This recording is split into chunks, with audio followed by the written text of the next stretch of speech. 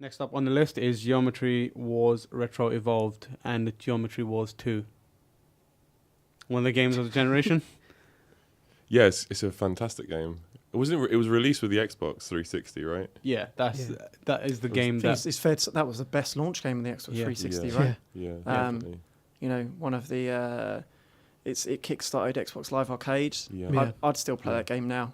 You know, if it worked on Xbox One. I imagine if I gave it to you right now, you would probably play it for an hour at least and have a lot of fun on it. Oh yeah, if you brought that game here, I'd happily sit and play it for an hour.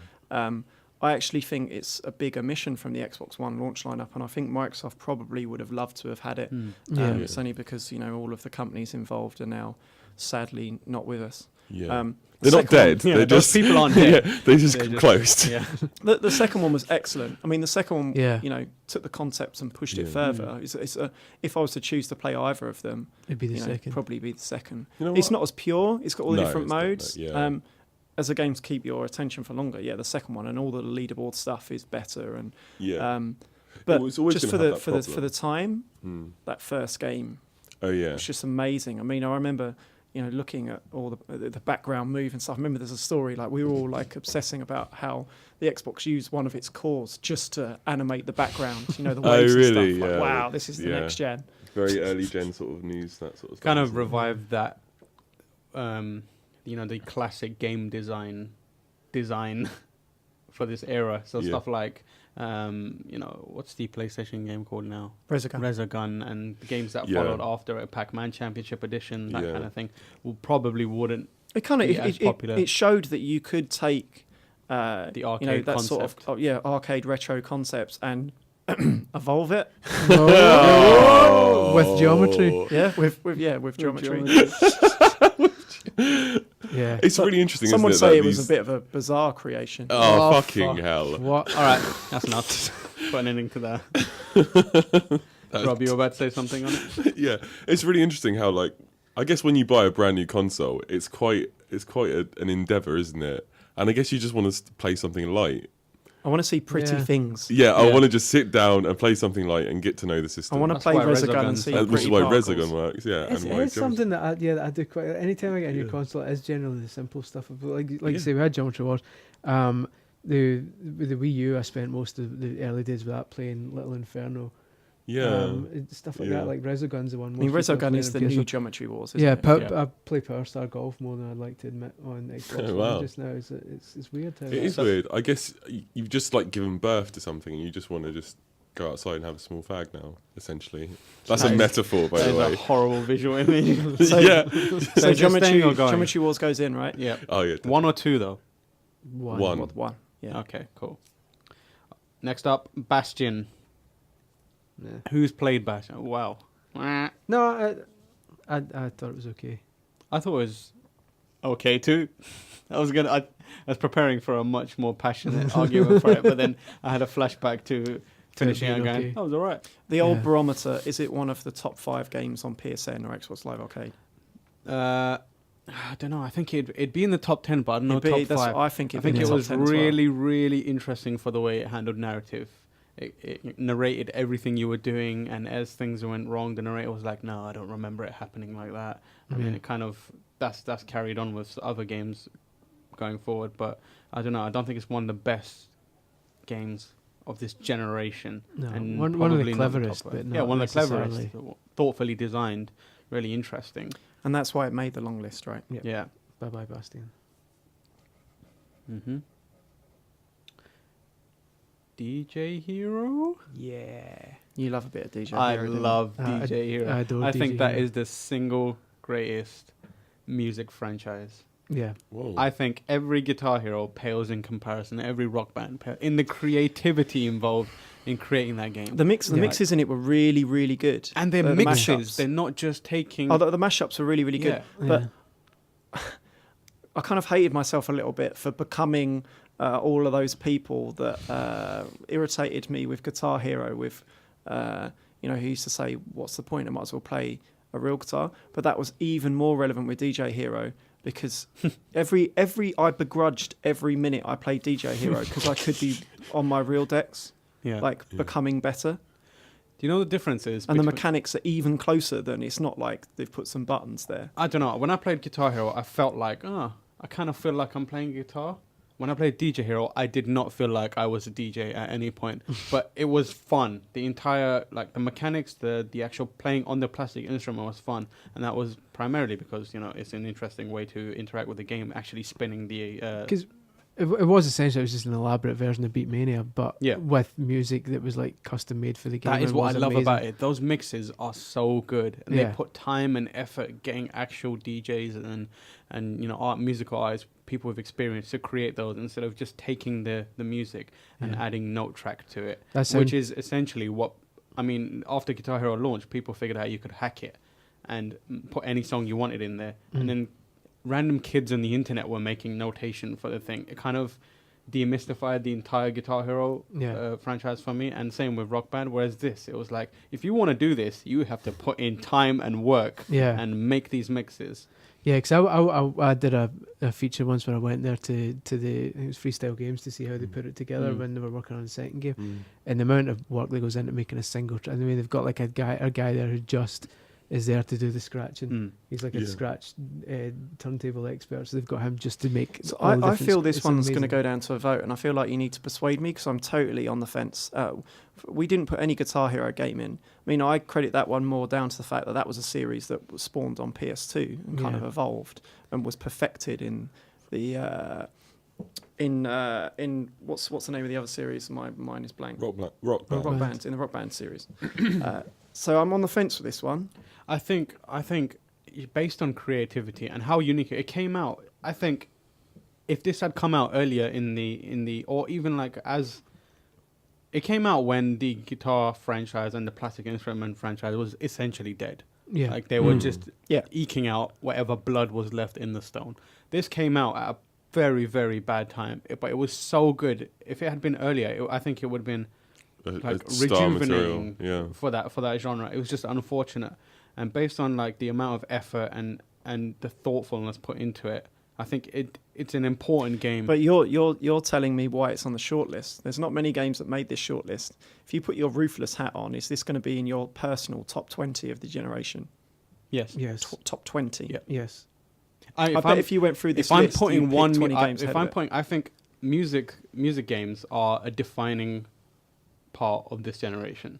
And if I'm putting one music game in, it's not going to be the two music games that were essentially based off a concept born on previous generation. It's going to be the one that took it and moved it forward in a massive way. Drums is kind of like, okay, we've had drums and music games combined in certain capacities through arcades and, you know, Donkey Kong, what's it called, Jungle Beat or whatever it's called. But no one's ever done a proper DJ good game. I mean, I appreciate what you're saying. I appreciate how unique it is, but I don't think it did move the genre forward in a meaningful way. I think it did. Let's put it this way. Let's go down to a vote. I think I'm out. So it's Rob Crossley you need to persuade. Crossley will abstain because he hasn't played the game. Oh, right. So it's a complete stalemate. So I think it's also you play more. It, Chris? Oh, I've played it constantly for months. I've got the soundtrack. I've still listened to the soundtrack. So it's down to you three, right? Yeah, it's down to us three, and so Chris, you have the deciding vote. Oh, without a doubt, I still listen to the soundtrack almost on a daily basis. On my iPod. You listen to the sound. The soundtrack's great. I tweeted a picture the other day. I tweeted a picture the other day of my current gaming setup. Yeah, and it's got the Xbox One, we've established 4, that you play it. But does anyone else? Wii U, and next to it, a DJ Hero. I'm on my third set of decks. Because I'm on my third as well. Passionate defense. Properly articulated. That's what I love about it. Like, you can still play that game and it will surprise you every time. It's like it's still kind of it's fun. Plus, the mixes will keep you on your toes. There is no other game this generation that has a button specifically that you can press and it goes, yeah, boy, whenever you want. And for that reason alone. Based on that alone. Come on, let's put it through. Come on, move on. Yes, and more games should have Flavor Flav buttons. Yep. Next up, Resistance, the series. That's 1, 2, and 3. I mean, we all agree the third's the best, right?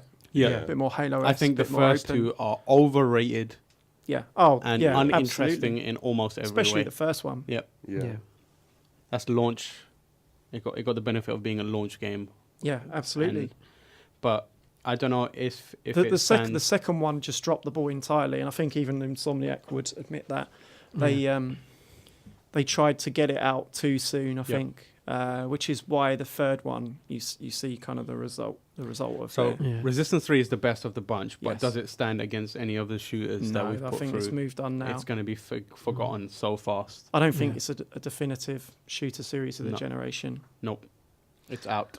That's an opinion. It's certainly not hard to resist. You know? Just such amazingly terrible puns. It's the timing that does it. I'm so close to leaving. Next up, Flower. I love Flower. I love Flower as well. Yeah, it's nice. Personally, I think we've gone through a lot of games and we've decided not to put them through that are of a far higher standard than Flower. So just for clarification, Rob Crossley doesn't like Journey. That's not true. If that game company made it, then No, that's Rob not true. Crossley scratches it out. There's That a running lame joke. company. There's a running joke in the Rob office just that I. scratches his head the entire time. There's a running joke in the You office can't that I headshot don't anyone like. in Flower, so There's a running joke in the office that I don't There's like. no Journey. explosions, got no guns in it. The There's a pedals running can't joke in the kill office each that I other. don't like Flower or Journey, and it's not true. I do like them. I just think you they're a little just bit. can't headshot anyone in them. So Yeah, a bit exactly. boring. It's not that. It's You don't even get any I XP. just Like, I just when do I think- start a fire? When will these burn? I What's once going on? I once Not about mentioned that. Journey just in Not about passing. that. It wasn't It's even a just- game. It was just Yeah, a band, had a bad journey. and Rob was sick into a bin just because I said the word Journey. Rob Crossley. We once rejected a Rob Crossley feature where he was angry that you don't actually play as a flower, you play as some petals. Really, it should be called Wind because you're essentially the wind. So that's the game. You're a wind. You blow around Yeah. petals. Mm. But is it one of the games of the generation?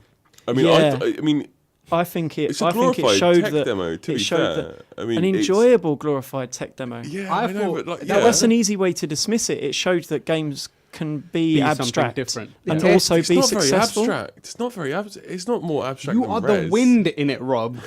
That's How not abstract. That's literal, really. The test is I if guess someone so. if someone buys a PS3 and they ask you what download games to get, Flower is one of the few that you'll mention. My in girlfriend the- played in the through all start of that game as well. Yeah, Fair because enough. it's Yes. you'll say you should try Flower because it's something different.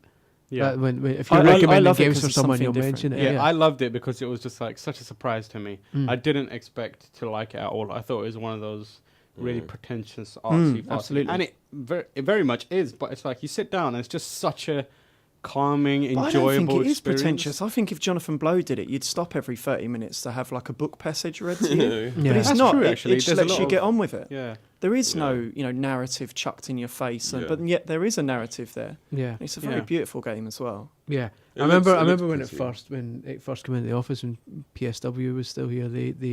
I was sitting at O&M and was kind of out the loop a bit, and it turned up and they were sitting playing it, and I just stopped and I looked over and saw it and went, oh, and I just sat there for half an hour. I don't not- think it's an office No. game. No, it's not. But just watching it being played, I just sat there Mm. for half an hour, not Yeah. actually doing I anything. I just bet sitting before watching that, it. everyone else absolutely rinsed them for, Yeah, for oh, playing yeah. their flower game. No what is doubt. this? Flowers. That was just Rob Crossley. And look, Where's your guns? Look, in all honesty, I really am glad there are games like this out there, and I really wanted to like it. I wanted to like it so much, but I just felt like it was quite an empty game. There wasn't really much. There wasn't many gameplay elements. There's to no it. co-op or multiplayer either. There's no drop in, drop out co-op. No, it's the just. petals don't betray each other I at the end just, or anything. do you know like what? The thing is, I think if I wanted to look at beautiful landscapes, I probably would watch a film or read a book, and I just think I was quite bored. No, you wouldn't. I would. As and I we was- established, you No, very you wouldn't. little you consume in life. Like games, I haven't played No, most of those. no, If we that's- did the best books of all time, you'd be like, No, I haven't read that. I haven't read that. That's I haven't read that is I haven't right. read That is right. Well, This if you- is if now you a wanna see- personal attack if to you wanna Moore see Hussein. if you want to see I a don't beautiful, know what the hell you think you're doing. if you want to see a beautiful landscape, you'd read a book. Yeah, to What, a imagine novel? it. Yeah, Well, just imagine it. to imagine it. Yeah, to don't need words to drink imagine in the details. But they're on the screen, Rob. It looks really nice. No, because the things you can imagine are Is it a far more picture book? beautiful than things you can see. I don't know I about sound like Genova Chen right now, and I still don't like the game. Years from now, he's going to be making like a flower sequel or something. So Tulips. back to basics. I just thought it was a little bit dull. Is what I'm saying. I just thought you had to move around a space, and that was it. I didn't find it very thrilling or interesting. So you'll not be playing it on PS4 then? So it's definitely one of the most memorable games of this generation, but is it Yes. one of the greatest? I think it is because I think it kick-started that whole thing. I don't think Flow I did agree. it. Flow No, Flow Flow was was particularly fun. That was a tech demo. Yeah. Flower was a beautiful game, which showed to me that you could, you could think outside the box and you could present something a bit different, and it could be successful within the mainstream. I agree Flower with that. was a successful game, and I also love, and everyone will agree with this. I love that Sony, greenlight those sorts of projects. Yeah, that's really awesome of them.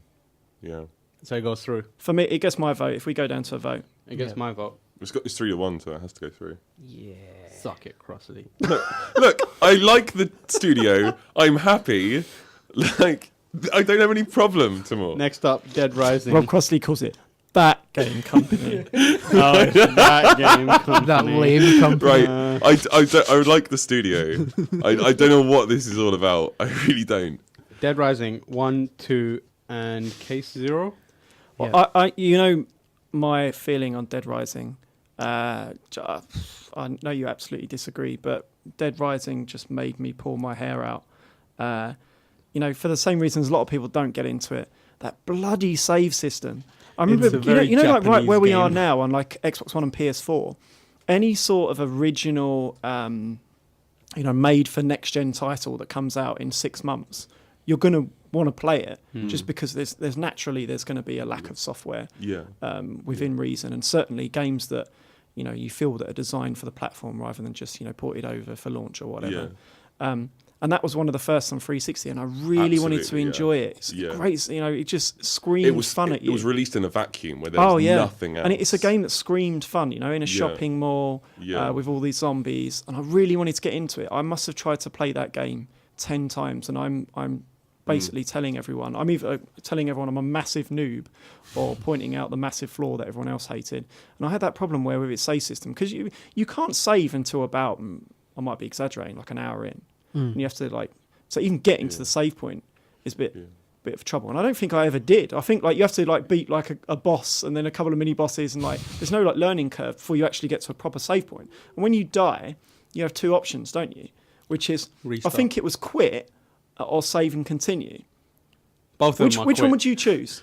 Well, I guess I'd have to save and continue. Yeah, that Because means save your high score and start again. It means save. No. And quit It means carry on. It means save. No, quit means quit out. Forget everything. Save and quit means you save your character's progress. This is the zombie apocalypse. You don't just once you're dead, you're dead. That's what it. Wow. Unless you get to that save point. But Wow. the thing is, That So is I terrible. I played the first basically hour you of that keep game. your experience and your levels and your skills, and you spawn again as a new character. Yeah, it's as starting fun from as the it beginning. sounds. I played the first hour of that game at least 7 times, trying to just have some fun. Yeah. So I felt like I felt like I turned up at a nightclub in my trainers and I wasn't allowed in. The Right. game looked fun. I knew it was really fun and I wanted to join in, but no, sorry, mate. It's got It's some kind of great fu- moments. I it's- like how you can choose your own weapon and sort It's of funny that be inventive with attacking. in the sequels, there was a lot of controversy about the sequels not having that functionality, and Yeah. fans were absolutely livid that it didn't have that. Well, it's like the functionality. guys it who was really moan weird. about Mass Effect 2, not No, but having this all is of like the, this is not having to clear out your inventory every 2 No, minutes. no, Yeah. no. I don't think so. I think what this is it's more core to the experience. It's like having that challenge. It reminds me in a way. It was Dark Souls before Dark Souls. No, but Dark Souls does it better. Yeah, it because does when it I die better, in Dark undoubtedly. Souls, I start at the last checkpoint they put me at. Undoubtedly. Not start the game again from the start menu. That's Dark bullshit. Souls does it better, but this was like the first game where, not first game, but very quickly, I made the same mistake. I was butthurt about it for about an hour, and then I realized I just need to be very, very, very methodical and careful in the way I play, and it just changed the experience for me. Like, Yeah. I was very careful, and it kind of was like, it amped up the kind of tension in the game. Because it's a very comical game. You're in this area, you've got all these weapons, you're sticking serve-bot heads on zombies and then kicking them in the face. Starting But the game again is not comical. But this element of it was like, it was tense. It brought that tension to the scenario, like the You know, I zombie hope apocalypse any scenario. game designers listening would say that that's not my problem. That's the game's problem. What do you mean that's the game? It should have given me a save point straight away and made it clear. It should have made it in this easy for you, mechanic. basically. Save points. Save points But you aside. set up a it's not about concept. There's easy, a it's difference it's between accessibility Yeah. and the game being difficult. That there's nothing fun for anyone Yeah. about that concept than having to watch like the intro cutscene again and This go isn't through the about- tutorial again. This because isn't about it didn't challenging the work. audience. This is about giving them a comfy chair to sit on. But I mean, even- if you don't have even- it, if you don't have good But it's checkpoints, There's such a Even thing the as save learning points, curve, right? One of the but the reasons save points aside, once that annoyance is out of the way, I just don't like the constant timer, the constant Yeah, the I constant found that urge, rather urge to grating. come on, get a move I on, love get a move that. on. No, but it's the fact that this is a game. Like, This is a yeah. game that almost celebrates the fact that you're free to do whatever you want and Yeah. go wherever you want. So I want to just drive about in a lawnmower. Yeah. out- It's out fair in to the- say in that the that grass, and it feature's says get a quite move on, get a divisive, move right? on. Yeah, that That's just- feature is divisive. But It- then, it so then when the forced you- second one came, they kind of ditched that a bit. Yeah. But by that point, the novelty was gone, and it's like, right, okay, but I wanted to do that in the mall, and now it's I kind of. also think it ruined the atmosphere. I like the idea of being stuck in a mall with a bunch of zombies. Yeah, so did I. thought, Awesome. I thought that could really work, but Yeah, but instead the I was thing just is, looking at you're- timers. Obviously, there- I only saw the lobby. It's like when you were young. It's timer. like when you were young and you went on a bouncy castle, and then after 5 minutes you had to get off or something. Yeah, I was just like, well, yeah. no, I want to The spend. thing is, like, a bit for longer. me, it played into it. Like, you had to make decisions. Do I try and save this guy, or do I try and do this activity, Yeah. or do that? It was like you're on a timer because Yeah. obviously, you know, there's the you need to get out of there. Frank needs to get out before I think it was the whole place is bombed or whatever. But you want to make it out, and Always, isn't it? you want to make it out with enough information on Yeah. what's going on to spread it to the media because you're a journalist, you know. Yeah. And you go there and you have to make these decisions, and the timer forces you to play in a very specific type of way. And I love that about it. It was challenging. At the same time, you had to be very methodical in what you do, how you approach it. But I think that's beyond the point. I think we're fixated on this one point, which even I'm willing to agree is a bit shaky. Let's but what it go to presented the- otherwise, I don't think we've explained it. Like everything no, I outside think of that. I think we've cross-examined it in a few ways. We think the timer system is bad. We think the atmosphere is poor. We think the checkpointing. I don't think the atmosphere is No, but poor we at do. all. And then we think the checkpointing isn't very well structured. I think there's a lot of elements to this that we don't really like. We didn't cover like I the think we should freedom it go- I offers, think we should go the to a vote. fun that you can get out of it. If you want to go to a vote, it's fairly obvious. We could talk about Dead Rising for the next 10 minutes if you want, but we have many, many more games on the list. Let's go to a vote, and I'm going to abstain because obviously I didn't get past the first hour. You know what? I think it's a really good game. As much as I've been disagreeing with you tomorrow, I actually do think it's a good game. But I'm gonna veer to no, only because I think it had great potential but didn't quite match it. Regrettably, I'm also going to say no. Much as I enjoyed it, there were so many frustrations. It nearly made it Yeah. in, didn't it? It nearly made it in the shortlist. Bionic Commando Rearmed. Oh, Tamoor. I'm not bothered about Bionic Commando Real. I played it. Man, I didn't play though, so I didn't But play you it should enough. have- you I should didn't have play saved enough, this one for so your wild card, mate. I'm abstaining. So I'm not. I played it for bothered 30 enough minutes. I by thought it. it was really Oh, boring. here we go. So I'm Rob was like, Oh, oh, that sound bite. I played 30 minutes, couldn't jump.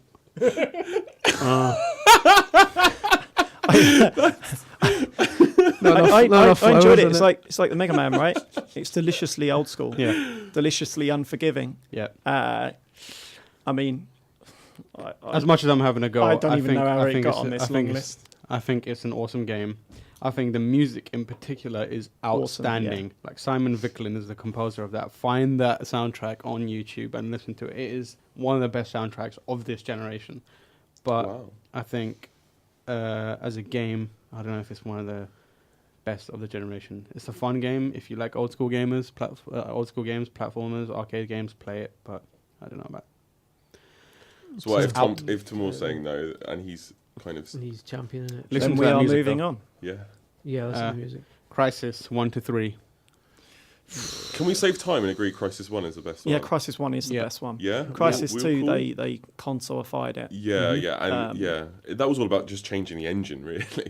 Yeah, it's problem with Crisis linear 1 and was- it just lost the whole. I mean, you only have to play Far Cry 3 Yeah. to see where that went wrong. Yeah. The first one is the best. Third one was kind of an apology letter Yeah. to the people who loved the first one. But the first one, man, Amazing. my God, what a game. Just It still looks amazing as it well. still looks amazing. You know, in 2008 it was released, wasn't it? I basically built a PC for spec Yeah, for so did Crisis. Yeah. still can run anything. The thing is, though, without the visuals and without the beautiful environment, Agreed. the second half of the game just drops the ball massively as soon as the aliens aliens turn up. Yeah, as soon as the aliens turn up. And the it's thing It's so is- funny how you say that about the original Far Cry as well. yeah, And or also- Perfect Dark, in fact. Like, as soon as also- aliens turn up, it's a bit boring. Don't think they Also, made correct me if Perfect I'm wrong, but this list is console games as opposed to PC games. So was the console version of Crisis any cop? Oh, we can't include it. There Shit. was no, no- there because wasn't it was a- released. It There was wasn't released a version on. of Crisis on console, was Yeah, there? no, it was Oh, there released was. digitally on 360. Oh, there was, Yeah, yeah. there Yeah, so technically, No, but are we considering the It looks like console? us on Well, on if we're console. not counting Yeah. handhelds, then we shouldn't be counting PC. 'Cause it's Yeah. not- fair enough. So that means none of them get in. That's a shame. I apologise for dropping that. We have to Crisis stick to the rules. Truth bomb conscience. is what it is. A crisis of conscience. Well, that Shoot doesn't even your make sense. face Well, back. I'm certainly not going to put 2 or 3 through. So we're out then. Yeah, well, we wouldn't. I just don't think 2 or 3 are good. Not on enough. consoles now. But honestly, everyone just play Crisis 1. Hella game. On Just PC. Hella game. hella game. It certainly is a Wordsmith. game. It's very Next game. is Viva Pinata 1 and 2. What an underrated game. Yeah, Yep. Yeah. beautiful. I would kill for a Viva Pinata right now on Xbox I know. I One. just get the feeling that we're not going to get one. It's never happening. Why didn't they? It's You know that sold Zoo about 3 Tycoon. They could copies. have easily have done this. I mean, it's a very British game anyway. I mean, they're a Yeah. British studio, Frontier. Put What happened with pistachios Viva Pinata? everywhere and we're Because done. Wasn't it released on the DS as well? Well, Or yeah, something? well, they Yeah, did a there was a DS DS version, version. but yeah, Rare used to dabble in handheld games even when they were under Microsoft, obviously. Yeah. I mean, Microsoft Wait. bet big on it. I mean, there was a TV series as well Wasn't it a around party it. They game wanted as well? it to be their Pokemon. Yeah. That was the idea when Yeah. they brought in Rare. And spanning from the original Xbox, the whole point Yeah. is they thought they had to go and get this family audience Yeah. and have these types of games. Mm. And then Halo, the success of the original Halo really just killed that. Yeah. And they went another direction. I feel really sorry for them because when you look at the Who success doesn't? of when you look at the success of games like you know the Activision trading game, what's it called? Skylanders. Skylanders. You get to see how close Rare and Microsoft were to Yeah. cracking that If market. only they put These- toys in it. Or Moshi Monsters, for example. Yeah. These cute, awesome little characters. I mean, it's just massive franchises. Yeah, it's a shame. I Damn mean, shame. I think Viva Pinata is still a beautiful game. I think it's still very attractive. Yeah, it is. And I mean, I just had a great time playing it. I can't remember too much about it now, but yeah, I mean, I think it's a real contender. Agreed. Next But up, did you? Well, What what are we doing then? what we Are we- doing? I think Are we counting it? Or? Tamoor, are you listening? I am listening. I am listening, but I don't know. I mean, I really love. I love Oh, Viva- sorry, I leave- I everyone. love- If Tamoor thinks a game shouldn't go through, I'm Ju- sour. I'm sour. I think we about should the, put it through, and especially if only to give a nod to Rare of old. yeah, I think it should go through. I think it was probably Rare's best game in the last 10 years. Yeah. It was probably the last Believable. rare game. Stop. It's Yeah. easy for me. Which is a Stop rarity this. these days. Okay, so I'm the sorry. first one then. Lost so many listeners now. Viva Pinata one. Yeah, Viva I prefer the Pinata first 1. one, yeah. Yeah. Sorry, Tamoor, it does go through. Battlefield 3 and 4. Again, it comes back to the Crisis thing. Those are games you play on PC, not on current gen Yeah. machines. And the last genuinely for- good Battlefield game was Bad Company 2. I don't think 3 and 4. The destruction was better, right? If we're counting console games only here, the Battlefield franchise was at its best. I think On both Bad single player Company games, single player campaigns on both of them are not particularly good. So you play for the multiplayer. 4 at the moment, the multiplayer is still really buggy. So I wouldn't recommend it at this stage over 3. I still think these are games that you play on a PC to appreciate them Yeah. at their fullest. Mm-hmm. I don't think they define this generation. No, they're evolutions of a genre that. I think Yeah. Battlefield 3 was it was planting the seeds of what will be the definitive Battlefield games to come on the new consoles. Yeah. I don't think personally either of them are a definitive game on the last machines. I agree with that. Agreed. Agreed. No one else want to talk about Battlefield a bit? No, shout So I I'm just love gonna the be the one who multiplayer dismissed experience. I love the multiplayer experience, but I don't love it on consoles in any way. Yeah. Like, I've had more fun with Call of Duty this generation than I have Battlefield. Oh, undoubtedly, yeah. Yeah. That was that. See, Yum, That yum. was a yum yum. Yum, yum, I yeah. was like, there's multiplayer, Chewing parts his of thoughts, chewing multiplayer over. that I prefer in Battlefield. Oh, absolutely. But But when you first played Call of Duty on a fun 4, factor, Call of Duty wins it. Yeah. Over the two. We are going to get flamed so badly for saying that. I just don't. We want people to play it on we are. PC. And Battlefield's an amazing game, but I think It's amazing on PC. we're talking about PlayStation 3 and Xbox 360 and Wii. Yeah. I think Battlefield is a game you play on PC. Yeah. Probably better than You play it Counter-Strike. for the Whoa! I'm only playing. You play it for the player This guy count and the plays no visuals, games, right? comes along. Says, Sorry. You play it for the spec score. You play it for the player count. You play it for the visuals. Yeah. I think the fourth game at the moment you scratch off completely because it's still a bit of a mess. It's a next-gen game as well, and it's a bit of a mess on next-gen consoles. Yeah, well, So- it's a bit of a mess on all platforms at the moment. Oh, really? And the third game, I think the same reason we've dismissed Crisis, we should dismiss that because it's not the definitive version. And Yeah. I think the third was just planting the seeds of what Battlefield will become. I think the next instalments going forward on the new consoles, you'll start to see it become something really, really special. Do you regret that they don't concentrate enough on a single player? Do you understand, or do you want more No, I of that? feel like Not it's really. a box to check. I mean, does anyone Yeah. really?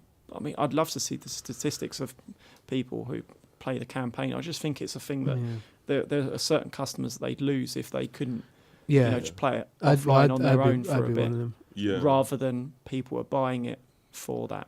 See, I'm at a bit of an evolutionary dead end in that I don't play multiplayer games. Yeah, I'm the same. But I only like playing single-player games. Yeah. And so that franchise has never really appealed to me for that very reason. Yeah, I'm the same. so Battlefield is off. Yeah. So Bye bye. Next 2 games together, Grand Theft Auto 4 and 5. Well, I think most people agree that 5 wipes the floor with 4, right? Yeah. yeah, Yes, but can you dismiss 4? I think that's the most important question. It is one of the most Overrated games. careful. Here I we agree. go. I Here we agree with go. that. I Here we agree go. with that. But that does. We don't want to minimize the impact it had on games It was overall. up, and up it's, Red's GTA 3. now you're just talking crazy. No. Yeah. It was an up-res GTA 3. As in- I think Are you you're forgetting mad? everything it did there. Yeah. I think it scaled everything back. It wasn't in terms up-res. of, Oh my- it's That's a PS2 game. yeah, it Listening, scaled mate. everything back in terms of what you can do.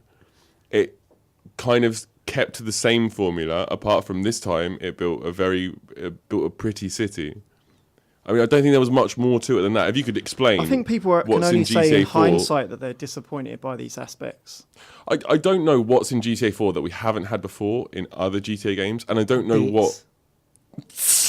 Ability to go on dates every the 20 minutes. all-conquering None new of them feature. had Roman in it, so Yeah, Roman's a cool guy. I really like Roman. Brucey, I just think Tony. I was just a bit disappointed that it's quite a boring game. Ultimately, I just Again, I agree with that. That's the point. Actually, did we include the expansions or? I The, mean, I was- the expansions were better. Yeah. Yeah. Because I just- Lost and Damned, yeah. and Especially Gay Gay Tony. were The But the Gay Tony was just a bit more sandbox-esque, isn't it? yeah, it felt more like the older games. I don't know. It's a bit of a difficult. It's difficult to get excited about GTA 4 now that GTA 5 is fresh in our minds, because Yeah. GTA 5 is kind of what the fans all wanted. They wanted Yeah. next gen San Andreas, please. Yeah. Whereas for 4, Rockstar wanted to tell something a bit more. Wanted to laser focus on these certain characters and this certain city. So she say, I don't want to say the scale was pulled back, because that game when it came out was just absolutely incredible massive, for its yeah. scope. Yeah. But obviously the map wasn't quite as was nowhere near as big as San it's just- Andreas. What I think really works in GTA 5 is, even though the map is huge, you can get around the place very quickly, even in a car, because it's so well connected. With GTA 4, you had 3 islands, and they were all sort of segregated or bisected by different bridges, some of which had toll booths.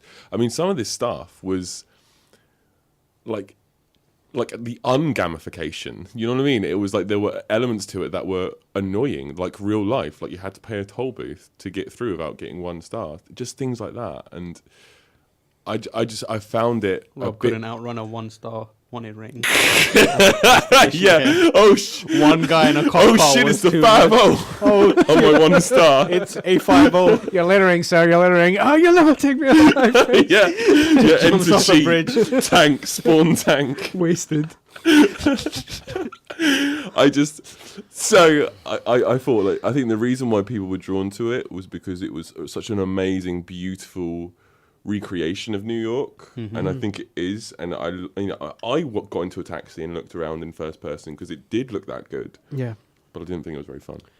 I agree with the fact that it was impressive as an open world, and it offered an interesting, really fun sandbox online to play in for multiplayer. But in terms of character, I thought of Nico was pretty awful. He was annoying and inconsistent. I think we need to come to a decision, because I think the only reason we're saying this is because Rockstar has surpassed its own game 2 or 3 times. Red Dead, especially, and GTA 5 make GTA 4 look pretty embarrassing.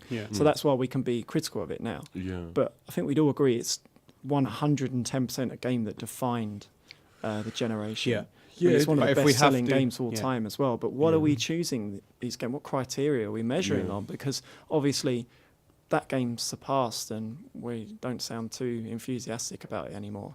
It's a weird one. It's the sort of thing, if some people were listing their top 10 or top 20 games of this generation, some of them would list both games. It's just that 4 would be further down the list. 4 would be in the top 20, whereas 5 would probably be in the top 5. But you'd never recommend it now, would you? No. Now that 5's out. Not over 5. And Red Dead as well. Yeah, absolutely. And Red Dead's through, right? Red Dead is Yes. through, I think... So we're going to make the difficult decision We gotta- to get we rid gotta of 4 put and keep 5 5. Yeah, We we have put 5 to. Because through 5 and just eliminate surpasses 4. it. So I don't think Yeah. you can play both anymore. No. 4 goes out. I would like to go on about 5, but I think it would be a bit of a giveaway.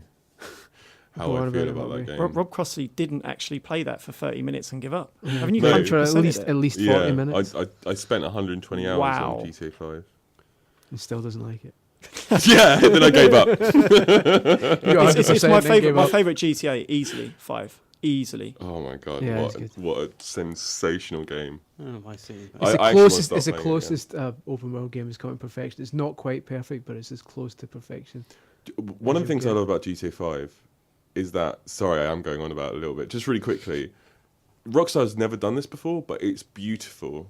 And it is literally beautiful from all angles. So any part of the world you're in, anywhere you're looking, what you'll be looking at is something that's been really well drawn, really well designed. Like, Blaine County was gorgeous for so many different reasons than the city was gorgeous, and the sea is gorgeous, and the sky is gorgeous, and the horizon is. And sorry, I am going on about this, but I just think just play it. It's really good. So 5 goes through, 5 right? goes through. Next up is Bulletstorm. I lost interest with. I'm doing a Rob Crossley here, but I get bored doing Bulletstorm after an hour or two. I It's know a I didn't very give enough time. fun shooter. It came out when people were complaining left, right, and centre that shooters were stale and boring. It came out at a time when the medium-sized games were being left behind in the market. Yeah. And it introduced some... it was purely based around fun. It caught some flack for being a bit too... Dude, bro? dude bro-y, but Yeah. it leaned into that so far that it was kind of endearing at times. You're right, yeah. But I don't think as much fun as I had with it. I don't think it's one of the defining games of this generation. I don't think it's one of the best games of this generation. Again, it's another one that we acknowledge by putting Yeah. on our shortlist, right? You were there, Yeah. you were decent, Yeah. but you're out. Sleep well, sweet prince. Saints Row, the series 1 to 3. I think we can ditch 1. I thought Yeah. I hated 1. Yeah. I hated 2. The third was amazing. Yeah. It was an excellent game. You I can think see I think it's even underrated. I Yeah. don't think it's underrated from the gamer's point of view. I mean, there's a lot of people out there that buy it and love Yeah. it, but it doesn't get enough credit that you deserve. Yeah. Interesting that I don't know many media people that talk about GTA, talk about Saints Row the third being better than GTA 4. But I know a lot of people personally in my life who say It's more fun. Saints Row is much more fun than Yep. GTA. You know what? A lot of 100%. people said that about 1 and 2 as well. Oh, really? Yeah. I mean, they would have been in a bigger minority. The But thing with Yeah. 1 and Yeah. 2 was it still tried to be GTA. That was the problem. Yeah. Yeah. And it Well, missed the by mark. 2, they gave it up a little bit. Yeah, by 2 It's you still- could They were- see they were you could loosening their see- grip You by could see 2. you Yeah. could see in 2 they were setting the foundation, but like they By let 2, you they already let set you the dress up agenda that like they were going to be the fun one. yeah, Yeah. they let you dress up like a really bizarre looking character, and Mm. but they could see the humor starting, and obviously by the third one they just thought, well, those were the bits people like best in 2. Let's just go mental Mm. with the Yeah. third one. You could The tell. third was so good. Thematically, the story was so dumb. The characters were amazing. The story was so dumb but awesome. And it had some of the best moments in gaming this generation. Wow. You know what? I But think. if we're on like 50 games now, like the 50 best games of generation now, I think it's definitely in the top 50 games. The third is. What about the fourth one? The fourth doesn't quite I- capture it. It I played overreaches. the The fourth. I I think. fourth it is what it is, and that's a DLC pack which they Yeah. quickly Yeah, turned yeah. into a full release. Yeah. And it struggles. Like my performance, it overreaches. Like it tries to do. It is Crackdown essentially. It's got superpowers. You can leap across buildings, but it struggles. It I thought it struggles was to keep up everywhere. with it. I thought it was everywhere. I didn't. Well, that's what it's like from conception, Yeah. right? It's a game that when THQ were going down the toilet, they quickly turned this expansion pack into a Yeah. full game to get one Yeah. out. I mean, obviously, it's the most successful property. Yeah. Mm. Yeah. Sadly, by the time it did come out, they were gone. But Yeah. and it's Deep Silver now, isn't it? Yeah. Deep Yeah. Silver Who are Company left now with own it. Yeah. I think the third should go through. Yeah. Yeah, I agree. Cool. So Let's move on. Chris, mark that down. I've done. Cool. Next up is Sleeping Dogs. You love Sleeping Oh, Dogs. don't you? Sleeping Dogs, so underrated, Wow. so underrated. It's again, it's like, I don't think it's not going to go through. No. Do you know What? what? I think if the third goes through, Sleeping Dogs goes Really? through. I think it's You're one of the willing best to- open world games of the generation. I agree with Definitely. that. love Sleeping I Dogs. think it's one of those underdog stories that I love as well. It's just yeah, I that always game, I tell this you've story got- all you've the got time. I was story, which is the amazing. I was the last journalist to see the game before Activision canned it. Yeah. And these guys were like, they'd just gone alpha that morning, I think, and they was like Jesus. sleeping under their desks and stuff, and they Yeah, of still course, like yeah. dragged themselves out to come and show us dirty journalists, Yeah. you know, their game and stuff. It Yeah. was excellent. You know, it looks excellent at the time, Yeah. and then a couple of weeks later, by the time I got back and written up all my stuff, it was canned. It was canned in pretty vile language as Yeah. well. Yeah, and I was really because execs the said game it didn't yeah. meet their standards. They I thought said was it, yeah, horrible. they- No, that was essentially said it unfair was- because you could see it was good even then. It was feature complete, you know. Yeah. The game looked excellent. It looks a bit. I mean, you could maybe have some. You know, maybe you would raise questions about whether it was going to sell, and it certainly Yeah. wasn't going to sell to the levels that Activision was used to. Yeah. Uh, Well, they were putting it up against other open world games all the time, like GTA and stuff. They Yeah. said it's not going to meet that kind of quality, which is mad. Nothing will reach that. Nothing I mean, kind will. of I potential. remember even So- when I saw the game, and this was perhaps even I think when they canned it, it was maybe even a year before, maybe more than when it actually came out. And I remember people asking me back in the office, like, "What's it like?" And I said it's a sort of game that when it comes out, all the comments in the review or in all the comments for the next GTA. I predicted they would be stuff like, I really wish it had this feature from Sleeping Dogs. Yeah. I really wish it had this feature Oh, from True Sleeping Crime. Dogs. What was it called Because, back then? True Crime. True Crime Hong Kong, was it? Yeah, something like that. They knew they kind of picked the features that were going to define their game, Yeah. and they nailed down on them. Like they had like ex Need for Speed guys working on the driving, and obviously they nailed down on the kind of the hand to hand combat and stuff like that. That's what I When you think. think about how much Square Enix has like ruined things for itself over the past few years, like you would say that Sleeping Dogs is probably its finest hour. Yeah, I think Picking so up a what it dormant did, IP, like, turning it into a blockbuster. it doesn't give itself enough credit. Square Enix doesn't give itself enough credit for Yeah. what it If, did if with Saints Sleeping Row Dogs. and Crackdown go through, so does that. Yeah, Yeah. I think so. Cool. Next. It's such a good focused game. I love that it focuses on these certain things, like Andy said, and it does it so well. But it still has a really fun, interesting world around it. And I think it's one of the few open world games that tells a really good written story, like not one of these emergent stories. It's kind of, I mean, it's essentially Infernal Affairs or The Departed or whatever, Yeah. but it just does it really well. It's got interesting characters, but it still has stuff like the quirky stuff in the world, like the pork bun guy or whatever like that. It's so good. So we're going to let Sleeping Dogs by. Oh, you having it? You having it?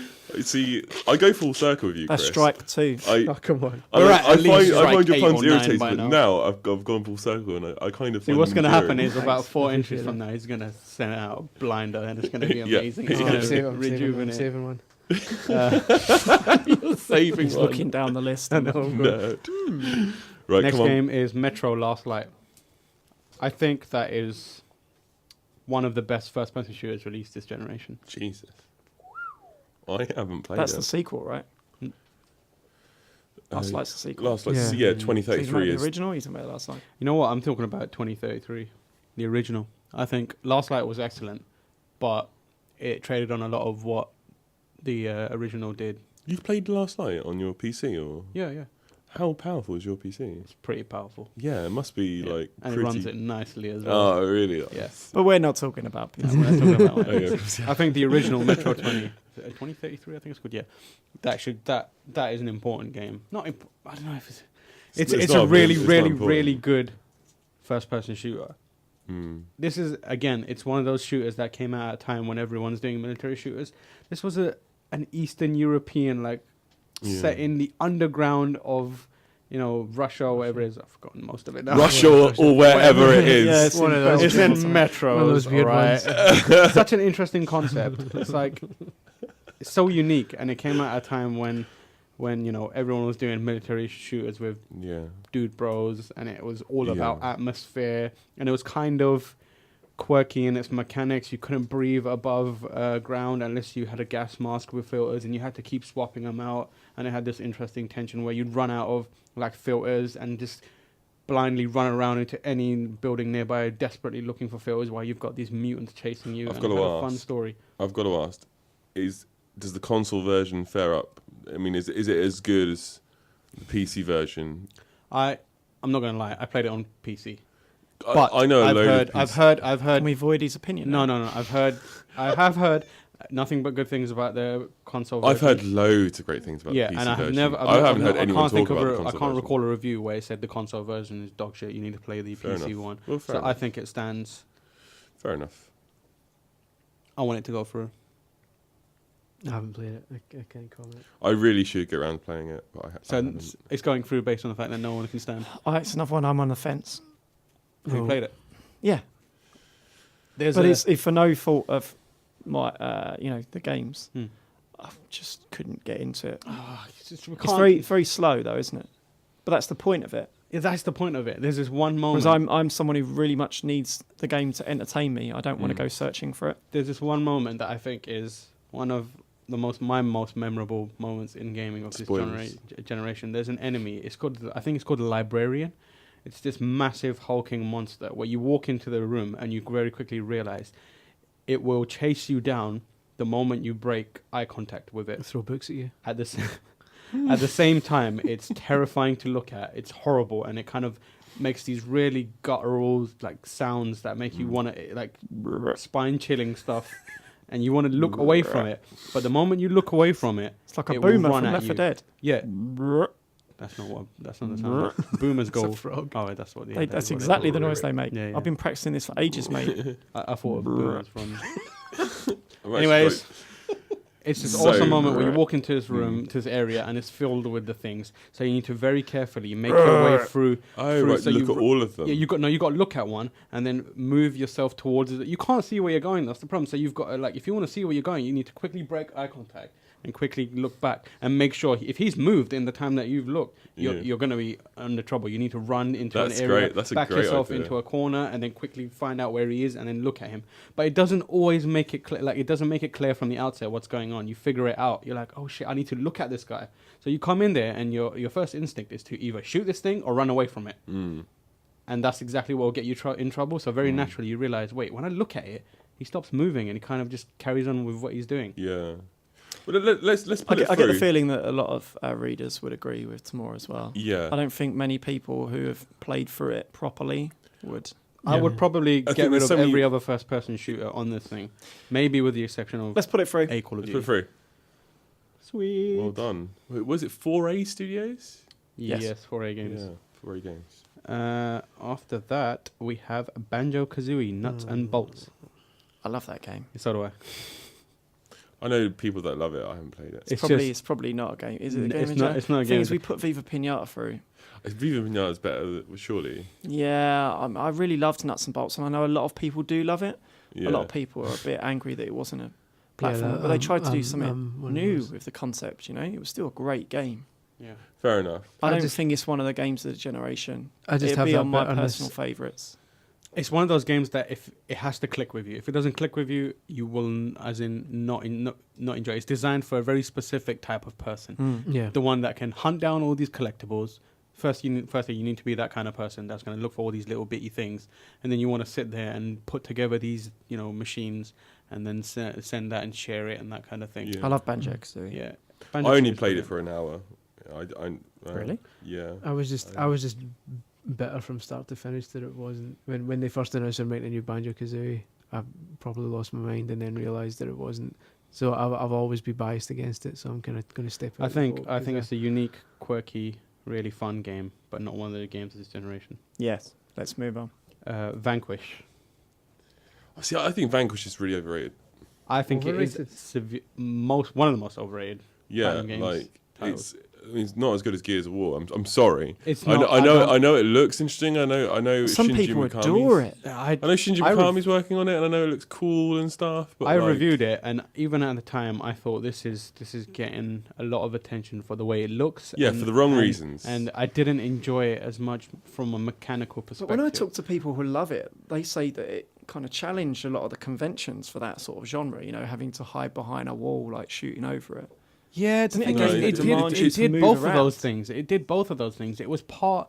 There was times when the only way you could pass an area was by taking cover, but at the same time, in a very similar situation in another part of the game, it will empower you with rocket legs that you can just. So it was hard to figure out what it wanted to be. So you could slide around in one situation, but in another situation, you try and do that, and you're a dead man. yeah, It was yeah. very, very. The bosses were inconsistent. I felt. fantastic. The They bosses were were huge. amazing. It looked nice.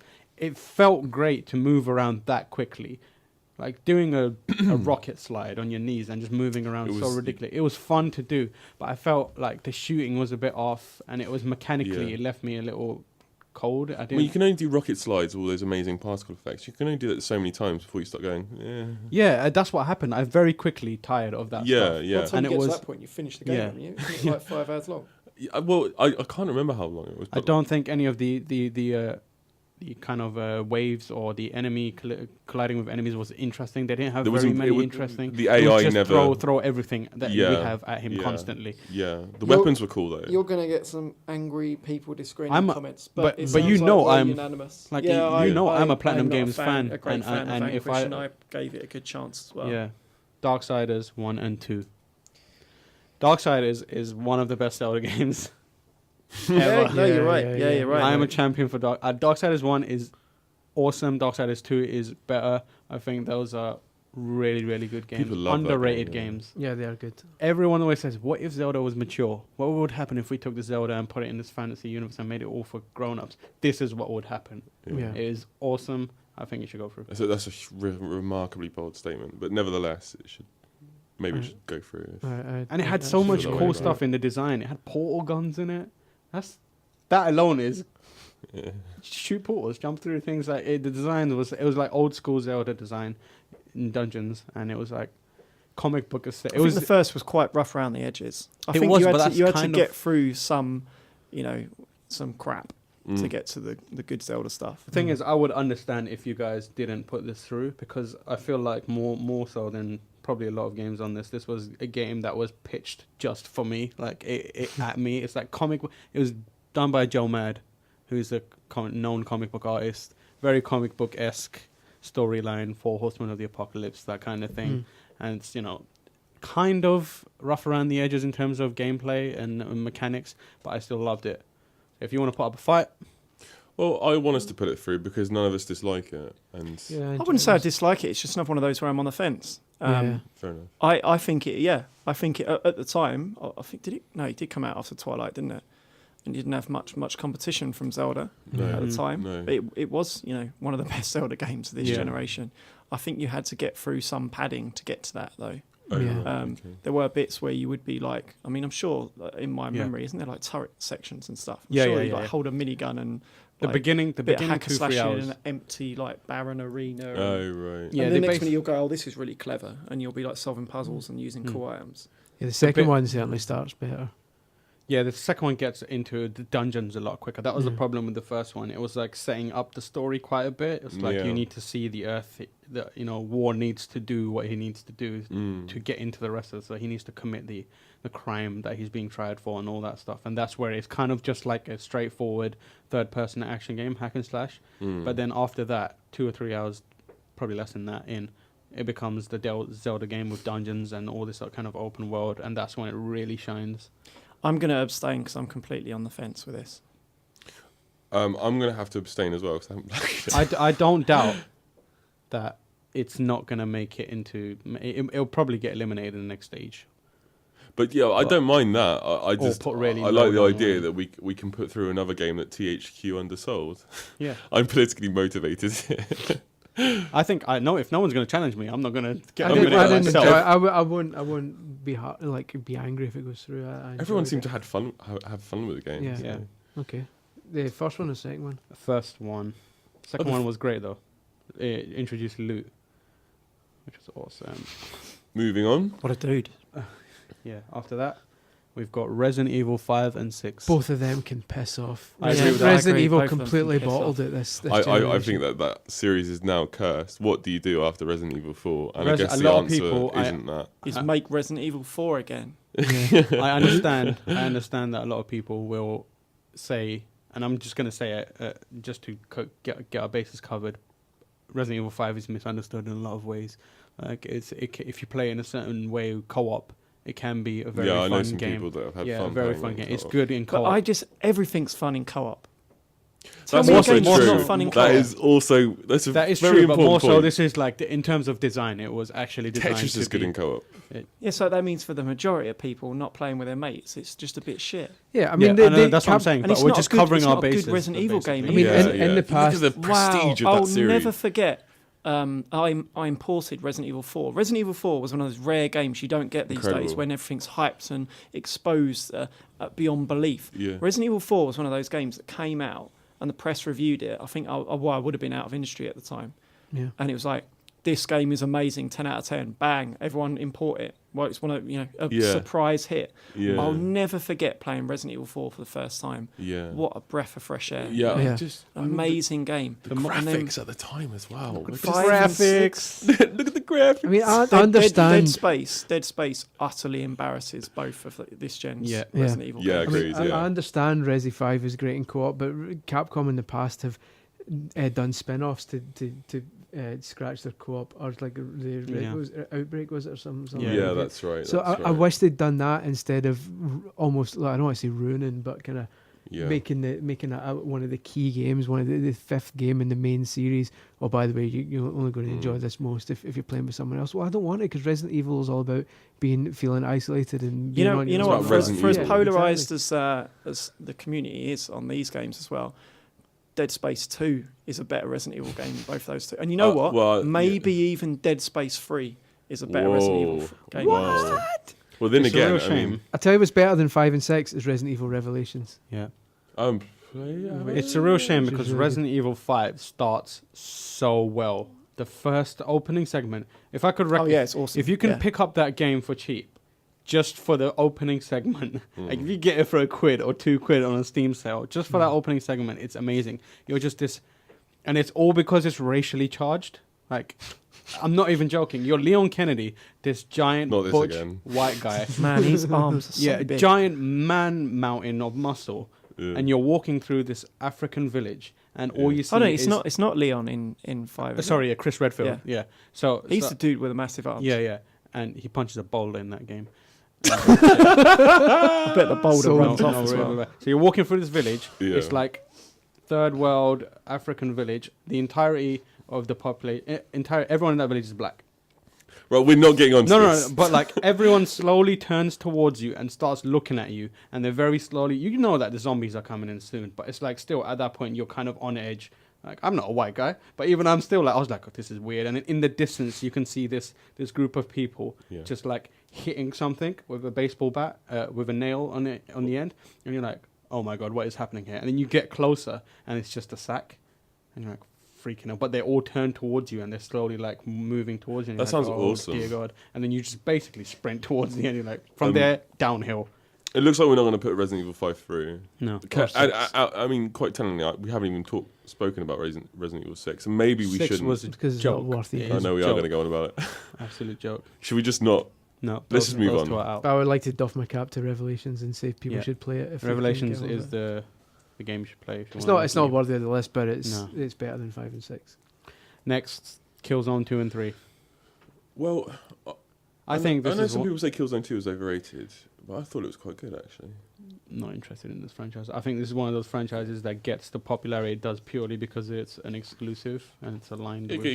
It got people going. Well, that's why I guess Killzone 2 would have been a 4 out of 10 game if it wasn't a first-party title. I mean, Sony would have seen the reaction to that game at their press conference, and they would have invested heavily into building Guerrilla and ensuring that game not only technically was an achievement, but was also a pretty fun game. I mean, let's not forget that the original Killzone, everyone forgets, was a bit shit. It was very shit. More than a bit shit. Yeah. Yeah. It was, at best, it was a very average shooter. Yeah. Yeah. It got by, I think. The reaction of that fake PS3 demo, Killzone 2 one, is what made that franchise. Yeah. Yeah, I think that's true. Yeah. That is. And we still haven't reached that level of fidelity, by the way. It's now 2013, and I still don't think we've reached that level. It does get better and better. I mean, Shadowfall, if we're crossing onto the next gen, that's the best Killzone game. I mean, I've only played 2 Killzone games, Killzone 2 and Shadowfall, and I thought Shadowfall was really bad. Best Killzone game is Killzone Liberation on PSP. Yeah, that's a good game as well, yeah.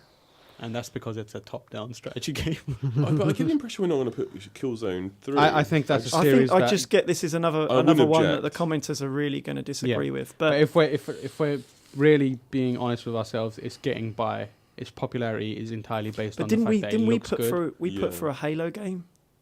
Yeah, but Halo has an AI meaningful. system, at least, yeah, it's like interesting to play. I think Killzone's interesting thematically, as in it looks really nice aesthetics. Yeah, but I mean, those Hellghasts look cool. Yeah, Halo goes through because it's got a campaign that people care about and a multiplayer that people care about.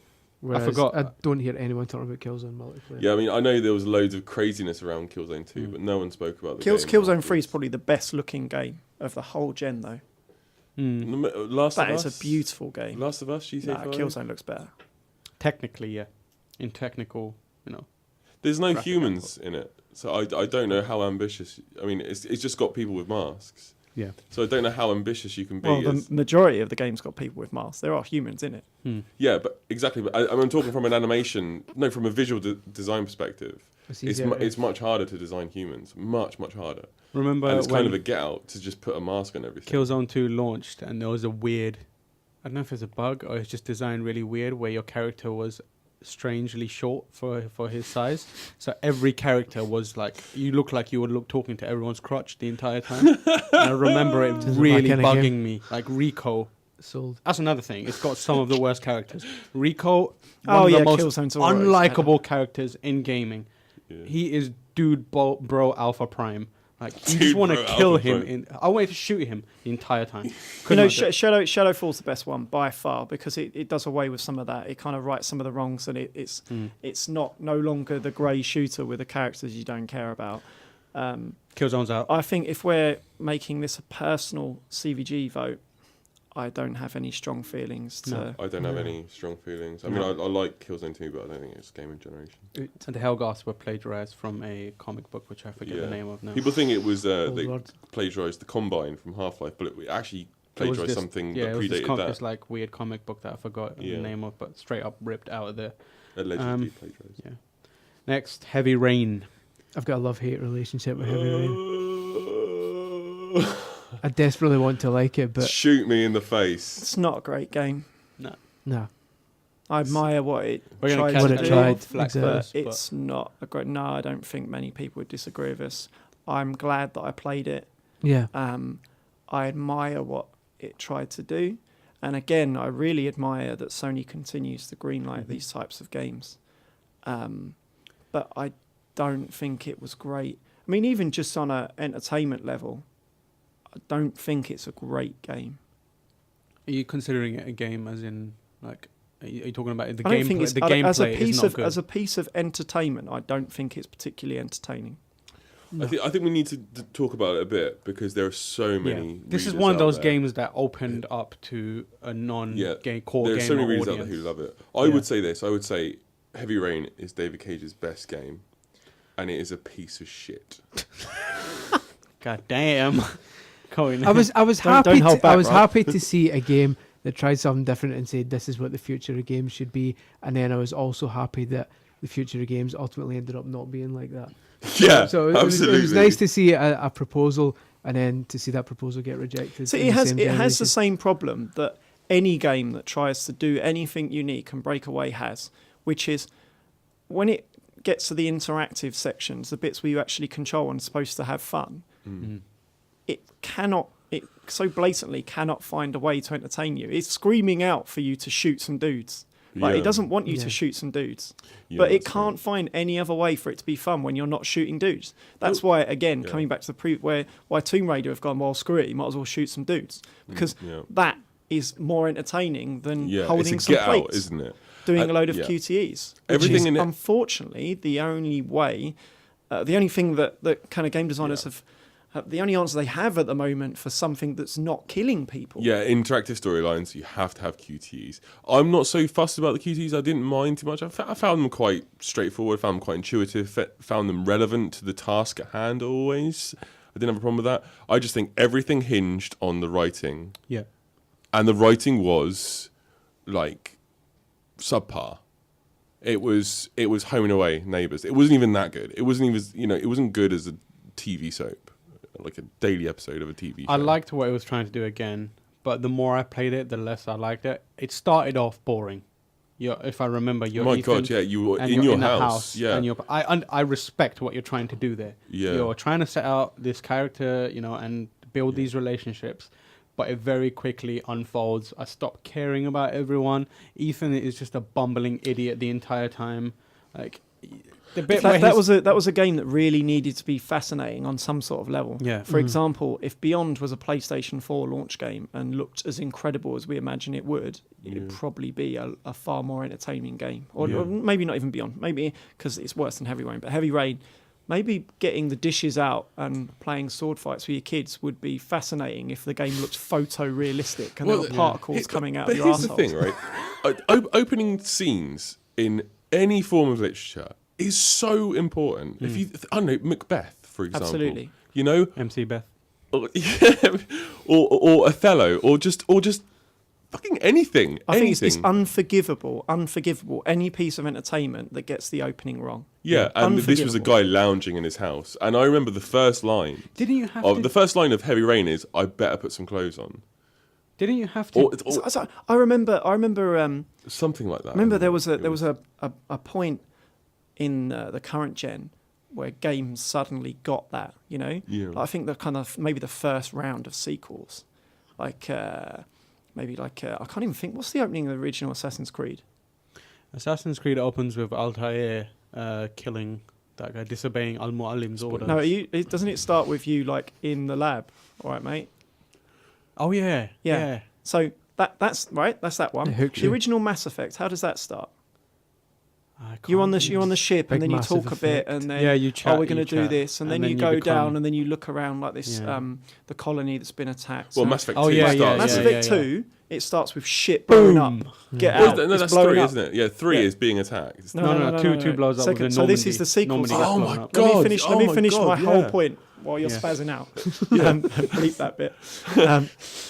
The second game starts with shit blowing up. Get Yeah. off the ship. that was amazing. In contrast to like, all right, mate, you should go down there and have a look about. Yeah. Assassin's Creed 2 starts with get the fuck out of here. Yeah. Escape. Yeah, I'm yeah, gonna shoot yeah. some guards. Yeah. Stab some guys. Run. Go. Yeah. Go.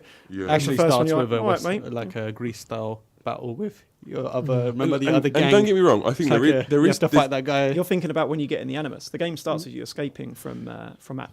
Oh yeah. I mean, there's that's definitely, why. there's definitely You're scope right. for games like Heavy Rain where things start slowly and gradually build, but they have to be written very well. Yeah, I just think Heavy Rain and Beyond, they're just the vessels for David Cage. Yeah, and it's not embarrassing. I'm he's not sorry. a good writer. He needs to get a good writer in because they're embarrassingly written. They're It's well not, intended. it's not one of the games of the generation. No, I agree. You need to hook them from the start. That's why Scary Movie 3 was so successful. flipping heck. This guy. Just saying. So eliminating Heavy Rain. We've got loads to go through still. Now it's time for Hotline Miami. Shit. Go, Go, Alright. Rob. I'm just gonna sit here and nod in agreement because Right. me and Rob are pretty But much You know, first of I'll have a confession. not I playing. only love that game because of how it Music. looks and sounds. Yeah, well, I mean, that's absolutely fine. I suppose that's like that's half of the game. And That's how it half plays. the battle one I already. only love how it looks, sounds, and plays. Other than that. Like, Hotline Miami is, well, first of all, it's one of your best friends coming around to your house saying, oh, by the way, I found these 12 awesome tracks that you're absolutely going to love listening to. Do you want to listen to them right now? And you just listen through all of them. While you smash guys in with golf clubs. While you smash guys in with golf clubs.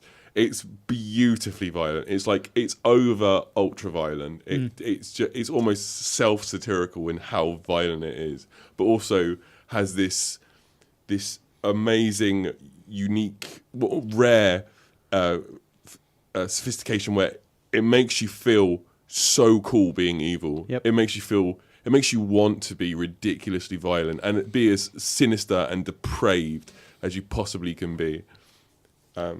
That's one of the games that I just could not. I played it start to finish in one session. I could not stop. Could not stop. The atmosphere, it just sucked you in, Yeah. and it's kind of it made me feel the same way. I only ever felt like that again watching Drive. It was like they're very similar in terms of what they do, but it's just like everything about it was just amazing. You know, I love in terms of gameplay. So we're gonna talk about gameplay because that is important. Like it looks good and it sounds good, but it's still an amazing game to play. It kind of feels like almost in a way like remember Smash TV in kind of like how you approach each area. Like you need to come in there, figure out, all right, this wave, this person comes from this side, this comes from person comes from, and then picking up weapons on the fly and figuring out I need to. And it was so good. There was still a randomness to it. Yeah, they were so good about forcing you to mix up how you do things, because you'd get more points based on the fact that you use different weapons. So you run in there, throw a baseball bat at a person, smash a door into a person, grab his knife, throw it across the room, and exactly. I am an assassin. By the end of that game. So again, coming back to the scope of our list, we all love it really because of the aesthetics, right? No, I mean, I think the gameplay is fine. What is the legacy of Hotline Miami? One of the most focused games of the last 7 years. Yeah, I think it. Yeah. I would say it knows exactly what it wants to do and nails every last element throughout. I think it has a lot of cultural impact as well in terms of like the characters. They're hardly emphasized, but the amount of times I've seen people dying to buy that guy's jacket or get the chicken head mask and that kind of thing. I it's think become culturally it could be bigger. As in, it could be bigger. There isn't an iOS version, is there? No, I mean, it wouldn't work. I don't think it would work, but I could also list you 100 games that I didn't think would work that are top sellers on iOS. Well, I mean, to be fair, it barely works with a keyboard and mouse. It's a game. I feel like it's a game that deserves to be talked about by a man on the train. I saw a man on the train playing it last week. What was he playing it on the Vita? So that shows you how niche your man on the train was. Yeah, true. Yeah, he's got a Vita. True. Not really a man on the train, really. True. Was it you? No, it wasn't me. I had a David Cage moment where I came out of my body and looked at myself, and then I just started slapping writing bad crap. People there, and I was like, I didn't stop that. We all love it. Let's put it through. Yeah. Right. After that, big one, Call of Duty, the series. From this is massive. Call of Duty 2, which came out on the Xbox 360, to Black Ops. Can we get something out of the way first of all? There's a lot of Call of Duty haters, right? Mm-hmm. If you forget them. No. I mean, if you all of those Call of Duty haters would go back and say that they love, the origins of the series. They love 2, they love 4. I actually think drop off after Modern Warfare 2. I think that's when it became a bit. I mean, even I really personally got bored of the series after about probably Modern Warfare 2 point, and I feel that. I think by the time 3 came out, I think people just found it a bit dull by then. But that's not to say that it's not a fantastic game, and it's beyond. It's an e-sport now. That's what it is. Call of Duty is an e-sport. They're limited to how much they can change the rules. I mean, football don't reinvent the rules every season. It is Call of Duty is an e-sport straight up. Yeah, that's the thing when people say FIFA doesn't change much every year. So what do you want to do? Put multi-ball? And you know what? You only have to play. I'd love that. You only have to play some of its competitors to be reminded. That's absolutely just right. how much That's it nails nail on the head.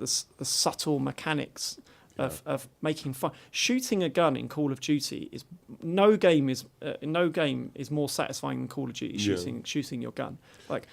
60 frames per second, and it just focuses everything on that. The tactile feel, the responsiveness. it's still massively entertaining. I would Absolutely. I would suggest then, if we're talking about games of the generation, the one to go for would be Modern Warfare, because that was the first one that revolutionised the multiplayer. Well, and I mean, everything since that is built on that. I'm just going to put it out there now, because this will probably be shouted down. But my personal view is I think Modern Warfare 1, Modern Warfare 2, and Modern Warfare 3 should all go through.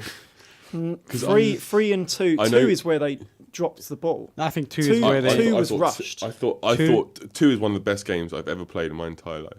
Did you play Modern Warfare 1? Yeah. Two's rushed. Played it all the way through. I think anyone will tell you. I think Two is a two- rush game. They all left. Did you after play the two. co-op mode in 2? Yeah. The camp, like I got every last star. I think there were stars. Did you play the campaign? Yeah, I played the campaign. God awful. I love the campaign mode. Really? I It love was the really good campaign. when like you bombing the White House and stuff like that, and it No, jumped the I thought- shark I just- completely. I just thought That it was the point where the whole series went downhill. I from think there. personally- Black Ops is better than Modern Warfare 2. Yeah, Much better. I haven't played Black Ops. So I hear I think it's really good. personally, Modern Warfare, the original Call of Duty 4 Modern Warfare, has the best campaign, story-wise, Yeah, character-wise. yeah. There's a reason why all those characters kept showing up again, and people wanted to see them again and again. Yeah. I think it's a toss-up between Modern Warfare 2 and Black Ops 2 in terms of which multiplayer was best. I disagree I there. think Modern Warfare 2 is one of the best multiplayers. The problem we have with put it through based on that is it was also one of the buggiest multiplayers. Once people figured out you could break it in such a comprehensive way. My personal favourite is Black Ops 1. Black Ops 1 was the campaign. Oh, if it's not the best, it's the second best. Like such a pleasant That surprise was to have the- Treyarch come out with a game of that quality. That was the Reznov campaign. Yeah, right? with the Reznov campaign. Well, what we're going to Such do, a because great campaign, and the multiplayer's excellent as well. But a lot of the hardcore fans would disagree with me there. I think if I had to pick one, it'd be the first Modern Warfare. Well, we're all going to put through the first Modern Warfare. Yeah, right? I think that's the only thing we're definitely deciding on. Is the first one. On balance, I think that was campaign that and was multiplayer. that was Yeah. such an amazing. It just had those game. moments. It As had well. the moments in the campaign and the maps. I think the multiplayer maps are still the best of the bunch. They were just so well designed. I mean, it's the best Infinity Ward Call of Duty. Yeah, I agree. Well, with that. oh god, that's really tough. And on its own, that is the game that influenced. Because the there's generation just of no shooters. chance Yeah. anyone's going to persuade me that the Modern Warfare 2 yeah. campaign's better than Call of Duty 4's campaign with a ghillie suit level. I'll tell you and what, all I- these yeah, the defining ghillie suit. moments. I'll tell you of what the I love about generation. Modern the Warfare 2. the sniper moment. Yeah, all of Ferris that. wheel. I'll say what I love about Modern Warfare 2. Clearly, Infinity Ward had just realised they had nailed it. They just had created this amazing franchise all of a sudden, and everyone thought they were the fucking best in the world, and they felt like that. And what I liked about it is they got very arrogant very quickly, and they sort of focused all that arrogance in that game, like really bombastic stuff, like the airport mission. Yeah. I think there was a slight mission, if I remember correctly, there's a bit in space. There was one moment where you view the game from space. Yeah, I think a because- lot of them have got space moments. Yeah. yeah. There was a mission where you launch a nuke. I mean, this was them trying to define what the series was. I think with Modern Warfare 1, they were trying to just build a great game, best game they could. With Modern Warfare 2, I think they were trying to define exactly what the series is, which is essentially an action movie, like, a 90s That's when it action became movie. a blockbuster in every A way. blockbuster action movie. That's when they said, this is actually, in fact, what Modern Warfare is. I think. And I think first think they Modern nailed Warfare it. was like, I think you only have to. The campaign in Modern Warfare 2 is the shortest of the lot, I think. yeah. And you only have to look at the resulting fallout after the game came out and the comments by a lot of the key developers that did leave about the tremendous pressure that they were under to push that game out. Yeah. Not one of them it was said clearly it was a bad, rush though. game. Not one of them said. No, but they said Everyone it was said rushed, they and it were- is a rushed game. The I mean, I can't see that. I single can't see player- the rush. the single player was fun. It had those amazing It was moments. cinematic, It though. was cinematic. I mean, but- that's what this generation is all about. What were the But- amazing moments in Modern Warfare 2's campaign? but Like when you were hanging off the edge of a cliff and you could see into the horizon, and suddenly a jet flies over your forgot that head. even happened.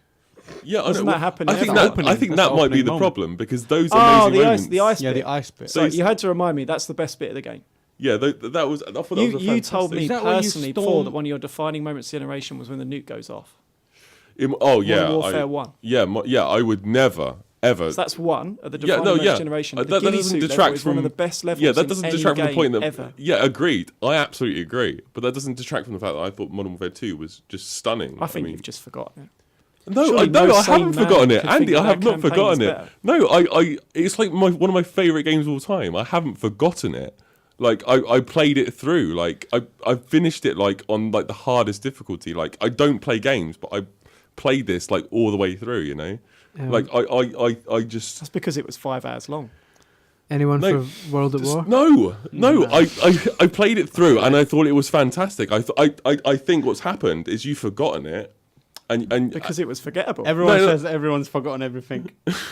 You forgot it. No, you Right, forgot let's it. I don't believe it. let's move to a vote. I disagree there. I But think, we all I agree think that if Modern I'm going Warfare to 1 put should one go of through. them through, it's Yeah. going to be Modern Warfare 1.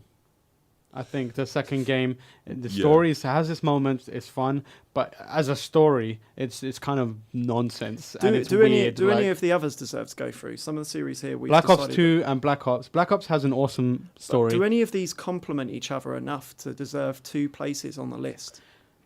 If I was Because to- they're all just variations on the same I theme. think you pick one. I don't want. they're If so it was similar. my personal list, I'd put Black Ops 1 through as well. So I think the campaign's just absolutely brilliant. I like the but campaign, but I still I can prefer understand.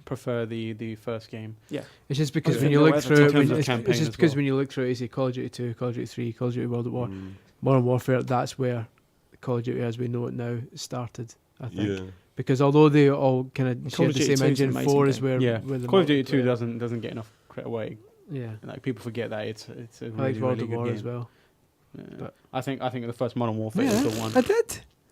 It had I dogs only in it. play campaigns. I like the campaign. I like I think Modern Warfare. Well, I 1. think I'm in a minority now, but I think we should put through Modern Warfare 1 Right. and Modern Warfare 2. No, if Modern we're putting Warfare 2 in, it's Modern Warfare 1 and Black Ops. Well, maybe we should. I just think this series has been. Fuck me.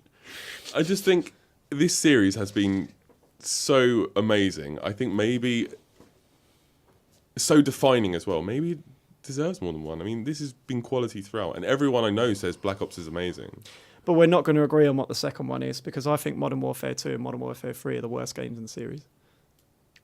I think Black Ops is better than Modern Warfare 2 and 3. Then I maybe think not. Black I wouldn't Ops say 2 is they're better the, than them. the I think worst, Call of Duty but 2 is better than them. I didn't even play the campaign in Black Ops 2. So I we can checked out agree by that point. it's just Modern Warfare 1 going through. So although you So the argue thing I that recommended 4 hours ago is Yeah. what? All right, then we have to talk it through, I know, Chris. I'm joking. Do a so pun. so we're going with Modern Warfare I 1. don't have Yeah. a pun for Call of Duty. Duty calls as well. Yeah. Next game. Are we ready? Yeah, Castlevania Lords of Shadow. I haven't played There's it. actual laughing happening right now. I haven't played it. That's It's beautiful looking. beautiful game. Yeah, looks apart. Combat's good. Shout out to Mercury. I think there's probably a Steam couple of 2D Castlevania games that for- people would put above it in their list for this gen, though, right? Yeah, probably. But taking Castlevania and making it a 3D game, it's many people have tried. These are the only guys that succeeded. They did a And they they did did a it. Retro Studios esque Yeah, job. that is an outstanding That's a job. compliment. Yeah, outstanding job. Second game, can't wait to play it. But It's not one I of don't my think, games. I of don't think it's generation. one of the games of generation. That's simple. Easier, that one. Yeah. This one's not gonna be easy. Metal Gear Solid 4: Guns of the Patriots. I'm stepping down from this yeah. one because I could not hate Metal Gear Solid more. I know I've been I'm talking a lot stepping recently, down. but can I just quickly say I saw the Phantom Pain trailer over December, and I was ridiculously hyped for all of the Metal Gear games, and I played every single one chronologically, and I was having such an amazing time. And every single game I played, I was getting more and more excited for the new Metal Gear Solid 5. But then I played Metal Gear Solid 4, and I realised it's the worst one in the series. It's not very Metal good. Gear Solid 4. Yeah. It's really bad. It has some terrible Metal moments. Gear is an enigma to me. I've played every single Metal Gear game to completion. I Yeah. couldn't tell you anything about any of them. I've played I all of them to understand that, yeah. completion. Yeah. It's not even like a traditional game, is it? No. It's like no. almost like a comic book. It's like an installment for the fan Yeah. base. You know, like Splinter Cell is a better game mechanically. Chaos Theory is a better game than you only have to look at the new. You know, Ground Zeroes and Phantom Pain look like they are Splinter Cell games now. Yeah. I think Mechanically, I don't think it's ever been as good as it could be. Interesting. I think that from a gameplay perspective, I could play a lot of stealth games. I love that genre, but I think Splinter Cell's evolved as a stealth game, whereas Metal Gear Solid's kind of sticking with the same flavor and just adding some sprinkles fan to service. it. Yeah, I think Kojima's always had this mad genius way about him, and I love the fact that he has that for his stories and characters. But I think Metal Gear Solid 4 was his David Cage moment, where it kind of it all became a bit too much. It started to fall apart. It did fall apart. And my memories of Metal Gear Solid 4, with every game before it, I can say I love them from start to finish. With Metal Gear Solid 4, I have to take parts and moments out of it to say I love it. I think the one thing that every Metal Gear game has above everything else is polish. Yeah. Just unseen levels of polish. And pretension. There's so many things that happen in I this reckon game. Phantom Pain was probably finished like a year ago. He's just spending the next 2 years putting in sort of shines. details He like wants you to go, wow. ice cubes melting and all the stuff that he put in all of his past games. I think that Metal Gear Solid 4, some of the moments that it has are just amazing. Like Return to Shadow Moses. Return to Shadow Moses was Oh probably my the god! highlight. Like that's one of the moments where I actually had to pause the game and step away because it was just Whoa. too much nostalgia. I couldn't contain it because it plays that musical note from the original Metal Gear Solid. I think it's called the Best Is Yet to Come or something. The song, and it just plays just a few notes from it, and it just like, it just set holy me shit. off. I was like, oh, this is amazing. Do you and remember at the same time the microwave moment at the end. That was that was, That was awesome. that was like that you will make it through that even if you just press it like at a leisurely pace. It's just a You're shame gonna that make after that you then have to watch a 1 hour and 20 but like with minute that cutscene. moment, you press it, you tap it. If you tap the X button to crawl at a leisurely pace, you will make it through no problem. but you don't. But I went absolutely mental. That was years and years worth of love for that character coming out, and I hammered that controller harder than I've ever pressed a button. Hideo Kojima is a man who needs someone who's even more Hideo Kojima to come in and tell him to cut his shit. Like he needs Shigeru Miyamoto needs to be his boss. Needs to upend his table when he puts an hour and 20 minute cutscene in and go, this is not necessary, this bit is not necessary, and cut it down to 30 minutes. I mean, it had some great moments. I'm one of those. It seems like he's got no one telling him, look, Hideo. Yeah. I love Metal Gear Solid endlessly, and I love the fact that it has got an hour and a half cutscenes. See, I can't stand that. There's Yeah. At least you can pause them in 4.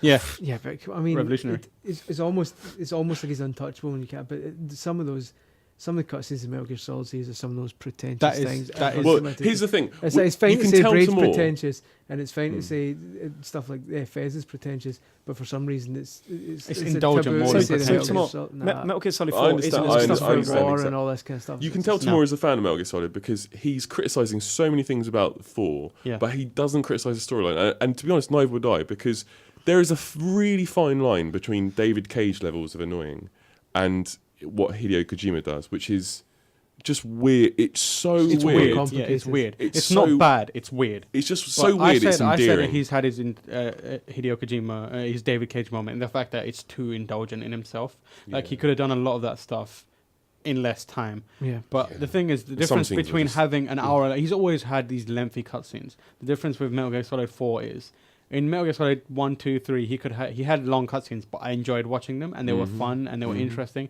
But in Metal Gear Solid 4, a lot of those long cutscenes were pointless and shit. Like the Johnny Sasaki, Meryl rolling around Mr. and Mrs. Smith being married kind of thing was just like, get rid of this. I do not need to see this. This is shit and pointless. You're just padding the hours out. Such a shame, because that game has... I mean, do you remember the Big Mama chase scene when you're driving out That was of amazing. Europe? Why hasn't anyone emulated that? Like, this was an amazing on-rail shooter and that has interactive moments. Even at its craziest, when Revolver Ocelot is shooting down machines with finger guns. No. I loved that. I hated thought that was scene. amazing. I thought that was... just like... I thought that it veered into David Cage territory. It's just like because he's like, I'm in control of this. Like I'm not. He doesn't need to go bang bang bang with his fingers. That's a good voice impression, by the way. He's just like, I know I've got this locked. I've got. Someone's probably behind him pressing a button every time he does it. But he's like, I'm so crazy that I'm just going to do it with my finger. In that scene, he captured Solid Snake. And he had him right in front of him. He had guards all around him, and he didn't kill him. Yeah, he lets him go. And then 10 minutes later, he tries to kill him. That's right. And there you have it. That's Metal Gear. Yeah, that's Metal Gear 4. So let's. I don't think it goes. So we're chucking it. This is my favorite franchise of all time, but it's not as good as 3. It's nowhere near as good as 3. No, or 2. But that's a controversial one. Yeah. It's going to be interesting. Next one, God of War 3. Nah. Weakest God of War in the series, I believe. Great opening. Actually, Ascension might be weaker, but awesome opening. Looked really nice. By this point, I had enough of Kratos' shit. And like, stop shouting. Just grow old and die. Chill out, man. Yeah, I've had enough of. I had enough of it. It was the gameplay felt old by the time 3 came around. It was antiquated platforming and the set pieces solving. were a bit. It's one of the forgettable. best looking games I've ever seen. Yeah, It's in just terms of scale, face yeah. looks amazing. His face is just like, that is a lot of detail in a man's face. But it is a victim of its own success, because when the first one came out, it felt fresh, and then so many games just ripped off it. By the time the third one came out, we were all bored of it, and it wasn't that all because it was only the third game. For different reasons. I remember when the PlayStation 3 came out and we had it in the office. It came out at the same time as God of War 2.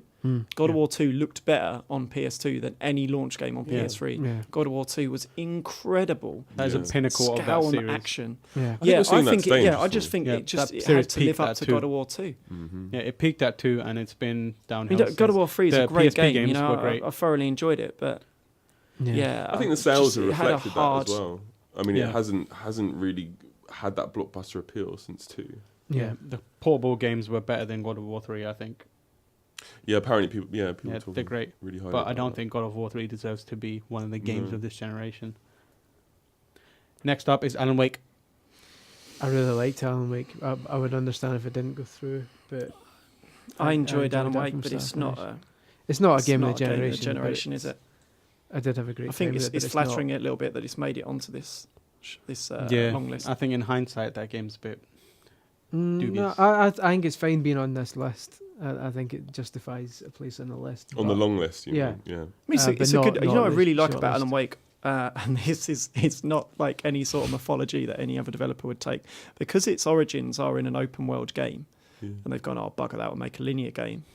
The sense of place, actually what they said. the sense of place is brilliant. Like you can Right, I see you what can you're see saying, yeah. like things in the distance, like locations that you end up going to or places that you've gone to, Yeah, and it's like leftovers from That's the fact they awesome. were building an Yeah. open world. yeah. That sounds. I really like that. sounds Yeah. expensive. I like I like the mechanics as well. It felt fresh, but I don't think it took the concept far enough. You were basically a Ghostbuster in that Yeah, game, weren't you? yeah. I don't think they took the concept far enough. Yeah, the combat was disappointing. Yeah. I liked It didn't evolve. I liked the attempt at making a really weird storyline. Though Yeah. I liked The live action whole stuff. that he's writing, what's going on. Yeah. That was quite clever. But so It's I not- think it's it not, justifies again, a place in the long list, but It's not not their the short list. definitive. The best game. part of Alan Wake is the TV series in the game, Yeah, that's Bright clever. Falls, which is essentially what Twin Peaks and Twilight Zone Yeah. and that kind of thing. But yeah, it did some fun things with combat using ordinary things on ghosts like the flares and that kind It's quite of thing. But satisfying as well. yeah, very Yeah. satisfying to like flashlight them and then shoot them. It was good, but I don't think it's a lot of it was let down. Yep. Test Drive, Unlimited 1 and 2. I don't think we can justify that being in. Great as great games. But if we've got Forza Horizon in there and we've got Blur. thingy, Burnout I Paradise. think it's a Burnout different Paradise type in of there. game. Really though, It's to Forza. if there's a game to challenge Burnout, it'd be one of the test drives. I mean, every game that you're seeing now, a racing game being planned for next gen, is basically what Test Drive was doing years and years ago on Xbox 360. Still got a huge community. It's just, I'm just concerned that we've got 3 open world racing games. If it deserves to be on there, it deserves to be on there. So what racing games we put for Burnout? I think Burnout Burnout is more Paradise. fun. I I think think Burnout Forza. Horizon. Burnout's a more fun, polished, tightly designed game. But it's also predominantly offline. Burnout Paradise. Yeah. I played a lot of it online. It's predominantly online, right? So. If you're not As driving in, it around, didn't- just guys are just yeah. like turning up. Oh, hello. Oh right. Well, you Yeah. could, but you can. It was like the first game where you could like sort of access online games. Like, So you're saying Test Drive's different because it's more an MMO racer almost. kind of thing. Like Oh, the way right. the crew is. oh right. So it's almost like this is the answer to Burnout Paradise's question, which is how Yeah. far. Can I'm you certainly take- going to argue for it. Test Drive Unlimited is a great game. Huge Yeah. community on it already. I feel like And I think for that, to me, that is what the next gen of racing games is. That's Yeah. what the next gen of all games is. What did someone call it recently? Shared world. Mingle player. Hell, I like it. Hope that I doesn't like catch it. on. I like it. Mingle That's play. that's what the future of I games played are. it. I played all of Just guys, invading your single player game, but not in a I can disruptive think way. of nothing worse. I think if you Yeah, I ask know- someone who plays, I know that feel great. I play racing games, but if you ask someone who plays racing games more, like someone who's a fan of the genre, I don't think they'd say Test Drive Unlimited Here's is the thing, one of though, the games right? of the generation. I think they would. I'm guessing one person here has played it and loves it, and we haven't played it, so it should go Well, through. I've played it. I've played it. Oh, I, right. I can see what you mean in that is different. I was just my only concern was that it wasn't different enough, but I see what you mean now. That it's an MMO more than the other two. The other two were open world, whereas this has far more of a focus. maybe on it multiplayer. should go down as a notable mention then. Yeah. Well, my when it comes to racing games, I'm all about fun. Like go in Need for Speed style, Burnout style, arcadey races. This was kind of like a middle groundish, where it's almost simulation. But See, that to me sounds quite appealing. I actually. respected it for its instance. If you want to put it through, I won't argue against it. But Yeah, I don't think they're going Let's to. put it I personally think that it's it's first one. a Yeah. notable mention. First one. Yes. Yeah. Cool. Castle Crashers. Great game. Yeah. I think if our criteria is it one of the top 5 digital games of the console gen? Yes, Mhm. it is. Yep. I side scrolling It's a beautiful game action as well. games. Yeah. Yeah, it's are just the Full one, Slayer and as that is well. one of the Okay. best ones. Yeah. So that's going through. Cool. That was surprisingly easy. Yeah. It's by the guys that designed Alien Hominids. Yeah. Yeah. Yeah. Sorry. I also, as a notable mention, I want to mention the Scott Pilgrim game. Which Yeah, was that's a great That was game, excellent, but but isn't in the yeah. list. It's just next up is Pez. I'm bowing out of this because I do not I understand. like food. Didn't we already dismiss this? We talked about it a bit when we were talked talking about FIFA. Yeah. The most recent PES games are the best for many Yeah, years. but still not enough. But the rest of them have been arse. I mean, they suffered Yeah. from engine stuff at the Yeah. beginning of the gen, and their online problems, yeah. and that kind of gave FIFA the window to Yeah. kick on. And maybe FIFA feels like it's become a little bit complacent recently. Yeah, I mean, since 12 maybe. I'm really looking Wow, forward I to do. seeing And the PES first. is getting a little bit better. Yeah. Yeah. I'm looking forward to the I first think we're next going to gen see PES. some real competition on the next gen when they actually do decide to release one with their new engine. Yeah, it has Pez. But- Pez and Resident Evil have basically been this generation. Both There's of them been a have story of shat them. No it one's going to this- tell this you any generation. PES game defined this generation of No. games. Yeah. Pez. Sorry, Pez. Pez off. It doesn't work. I was going to say Pez dispenser as well, but that doesn't work. Pez either. up It's is more good. Pez disposer. Moving on. Our next game is Final Fantasy.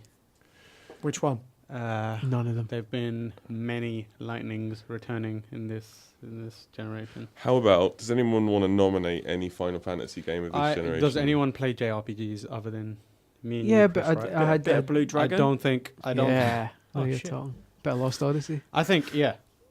Is Lost Odyssey on this? No. Holy shit! Firstly, let's replace that with Lost Odyssey. The only final, I think it says a lot that the only Final Fantasy this generation I enjoyed was Theatrhythm. Final Yeah, the Fantasy. best Final Yes, Fantasies it was a this rhythm action generation game. has been a rhythm action game, Theatrhythm, on a portable device. Yep. Re-releases of old Final Fantasies. That's 1, 2, 3, 4, 5, 6, Yeah. and Lost Odyssey, which is and the fake Final Fantasy Yeah. 17 poster in Deus Ex. Yep. Yeah. That was a better game than you most could Final technically Fantasies. count. That was more fun. I don't know if Final Fantasy Online or whatever it is, the latest online one 14. on PS3 and Xbox were so busted for so long that Yeah. I don't think they count. There's a completely different game, recoded and all that shit. Mhm. So I think Lost Odyssey should replace Final Fantasy first of all, and even and then, then, I think we should not. and put that even through. then, Yeah. even then, no one's gonna argue its case other than me because it was an amazing game. A lot of people will say it's the best sort of JRPG in years. Let's move on to But- more passionate debates. But Yeah. yeah. Let's get Final Fantasy to fuck. The writing was awesome in Lost Odyssey. Play it. After that, Enslaved Odyssey to the West. No, I'm glad we're talking about Enslaved. Yeah, it doesn't go through, but it makes the short, it makes the Goddamn. long list as a nod. I really, I actually, loved that game. It's Yeah. a beautiful game. Yeah. I loved the ending as well. I A loved lot of all it. I people loved hated it. Circus, his performance in it. I love I love that dog boss. It kind of yeah. That was a it's great boss. The only boss on it. It's the dog. Like you constantly fought the dog. Yeah. I don't know. I think if that game had an extra year's development. I think exactly the same thing. And if it was a first-party title, like Yeah. I hear rumours that it once might have been. Oh, If that game was published by Sony and it came out a year later, yeah. I think we'd be talking about, Last of Yeah. Us. Yeah. Basically, because that's what Last of Us is, right? There Didn't the lead yeah. artist go and yeah. make Last of Us? I don't know. I'm pretty sure, and Oh. someone can tell me I'm wrong in the comments, the lead artist on Enslaved did Last of Us, Oh, right, went to Naughty Dog. which is why, they have a similar aesthetic. Wow, that's interesting. That makes sense. That's That one of makes those sense. games that really did relationship between two characters, player controlled and AI or otherwise. You're talking about, Enslaved. right. Yeah. So what Last of Us gets praised for now, Enslaved. But did Last pretty of Us well did it all back then. better.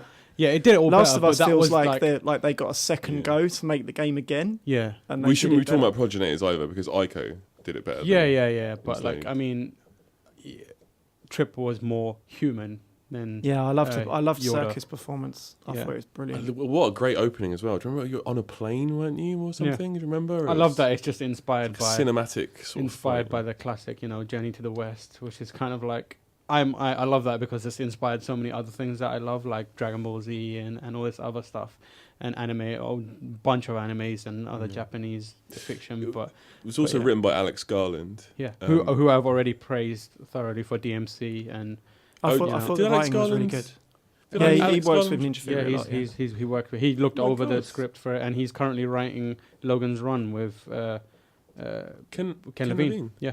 I mean, I haven't played it, but you're all talking about it here as if it should be in, so why is it not going in? It's a great it's game, but it's gameplay. been bettered. Yeah. And Right. yeah, I agree with you. I wish it was a bit grittier. I think there was I enough didn't variation. buy into the either. world as much as I wanted to Yeah. because it was like, oh yeah, because then we made the comedy robots, I like- including this giant Yeah. dog robot. It became a bit too routine as well. You There entered was- an area, you threw some bugs Yeah, in the the air, mech- they scanned it it, never- and you it never fought took- two types of It never enemy. dialed the mechanics It up had- to 11. It didn't have a core idea that it then evolved. Yeah. The yeah. combat was a bit Combat was a ordinary, bit wasn't it? shaky. It wasn't. It never evolved. It never became deep. It felt like it should have been something. They wanted it to be something like what Devil May Cry eventually became, or something Platinum Games ish, but it never became that. It was always very watered down third person combat. On top of that, it had some kind of frequently annoying camera issues, which kind of annoyed me throughout the game and kind of ruined the gameplay experience for me. I love how somewhat. Scullion scratched it out for you. Yeah, exactly. Oh, because I you know, already decided. I think you're right to see that. And on top I of just thought that, everyone had the already DLC decided. that they released for it, Pigsy's Perfect 10, was probably better than the core game. Really? Wow. Yeah, a lot. I Yeah, never played it's that. really good. So in short, if you haven't got Enslaved, go and buy it for like £1 or Yeah. whatever, Yeah, isn't yeah. it? It's out on PC Definitely, now. definitely yeah, worth it. buy that game. Oh, it's so definitely good. worth It will be in a playing. Steam Yeah, sale. yeah, it's really great. It's always in a Steam sale. So It's like the Beyond Good and Evil of this gen, I think. Yeah, and people might be yeah, desperate for a that is sequel. a fair comparison. That's a good comparison. Thank you very much. Let's move on. Next up, are you ready? Okay. Batman Arkham City or Batman Arkham Asylum? Wow. Just choose which one you like more. Yeah, fuck it. I'm gonna say Arkham Asylum is excellent. No, wait. Arkham Asylum is excellent. That's good. Good trolling. Excellent for its focus. Firstly, Rocksteady getting Batman right, getting the superhero game so right. Amazing work. Maybe we should do background music to talking. I've like Shut up. Do you remember? Do you remember what I said about Resident Evil 4? yeah. Batman Arkham Asylum was probably the last game that did that. I reviewed it. Yeah. And so it's kind of a thing that not many people get to experience outside of this profession. So I just had a disc and it's like play this game, and it was pretty much off of most people's radars just because of how crap superhero games were up to that point, and pretty much an unknown developer as well.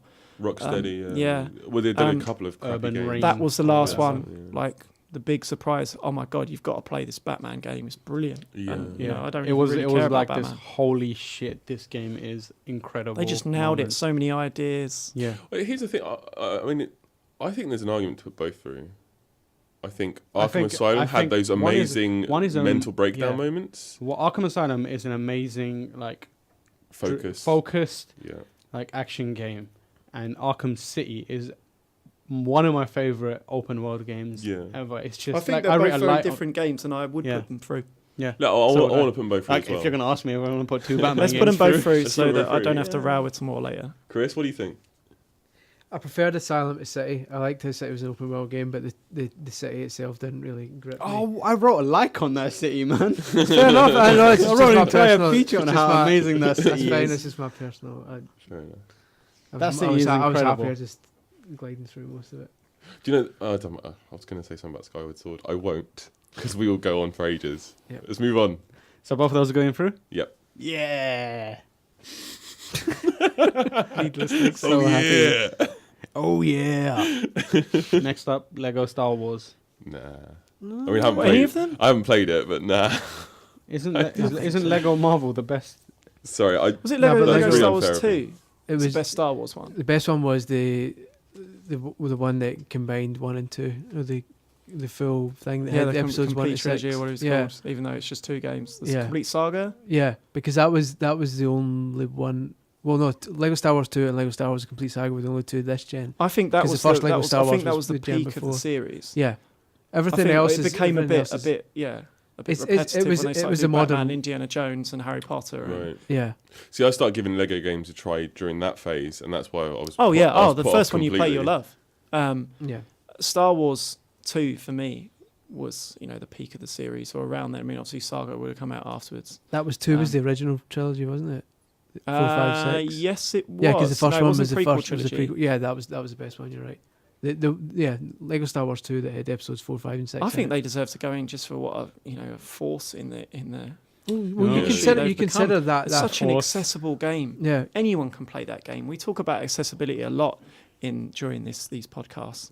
I played that game Do you know through what? my girlfriend. Ch- She doesn't play many games. Yeah. She absolutely loved it. You could play it with your little brother, your nephew. You could your mum and dad. It's everyone loves Star Wars. Everyone loves Lego. I think Well, I haven't when you- played it, so I have no objections. I think when you consider that the first Lego Star Wars came out just as this generation was starting, and we've now come 8 years later.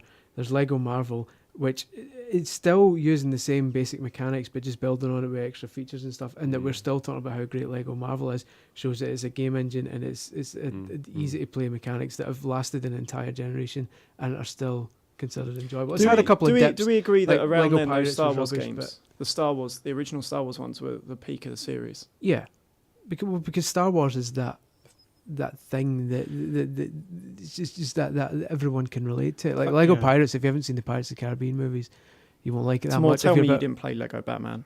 I did, but it wasn't all I that. was challenging you to tell me you didn't play it.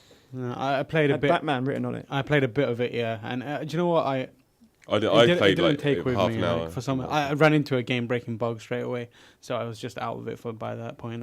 I'm out. Foul out. Yeah, but I play it, and I dip in and out of it, and it's always fun. And I'm impressed that it's one of those few franchises that has as many entries as it does, and it has kind of remained consistent in terms of review. It's not So usually- charming as well. So Yeah. witty. That it's so usually funny. by now people are like, "Oh, kill this franchise every year, god damn it!" But it's one No, of it's those charming things as hell. that, I don't think anyone says that just because of how. And that is in every other lovable it is. franchise Yeah, with this yeah, many yeah. games in it. and that's I how you think- should I do think it goes cutscenes through as and well. Should we nominate Star Wars 2? Yeah, that's how you do cutscenes as well. Without a single word spoken, they're some of the funniest cutscenes. Yeah, you'll great see. series. Right. Next up, here we go. Uncharted. Drake's Fortune, Among Thieves, and Drake's Deception. Who here is going to tell me that 2 is not the best game in that series? No one is going to say that. Such a beautiful, 2 beautiful is- game. 2's just incredible. It was one of the best games ever. It's but the It Last is of one of Us, the best the Last of games Us ever, yeah. team did 2. Essentially, Every third-person game that has come out since has had to live up to the bar set by that game. yeah, even 3. Yeah, well, Yeah. 3 didn't quite manage it Yeah, no, Nope, it didn't. because he no. just loved touching things. Yeah, Yeah. he Gonna did. touch Yeah, all these he walls. just has to Stop touch touching everything. the wall. It's like he's on LSD or something. Just touching the walls. Probably is. Stop touching the walls, Drake. And the Yeah, shooting just- mechanics. Yeah, were the just shooting like, mechanic was Jesus like Christ. designed by It's someone like on underwater LSD. shooting. And it just didn't have the humor of the second game. No. Like, I it mean, you wasn't hear about all paced that, well. all the crunch And they that went through. whole moment in the Himalayas, was it in the Himalayas with your yeah, buddy? where you're kicking. Yeah, which basically ball. provided the basis of Last of Us. Yeah, that was it. Oh right, great yeah, game. yeah. My favorite moment is where he's trapped in the cell and he's doing the shadow puppets. They're reenacting the betrayal, and he's like, "So, friend, that's the best moment." Yeah. It was full of funny moments. I imagine we're going to talk about Uncharted 2 a lot in this. So. All right, so we're moving on. Yeah, Uncharted 2 goes through. The rest of them can. We're coming to the home straight now. Yeah, we are almost there. Next up, Just Cause, either 1 or 2.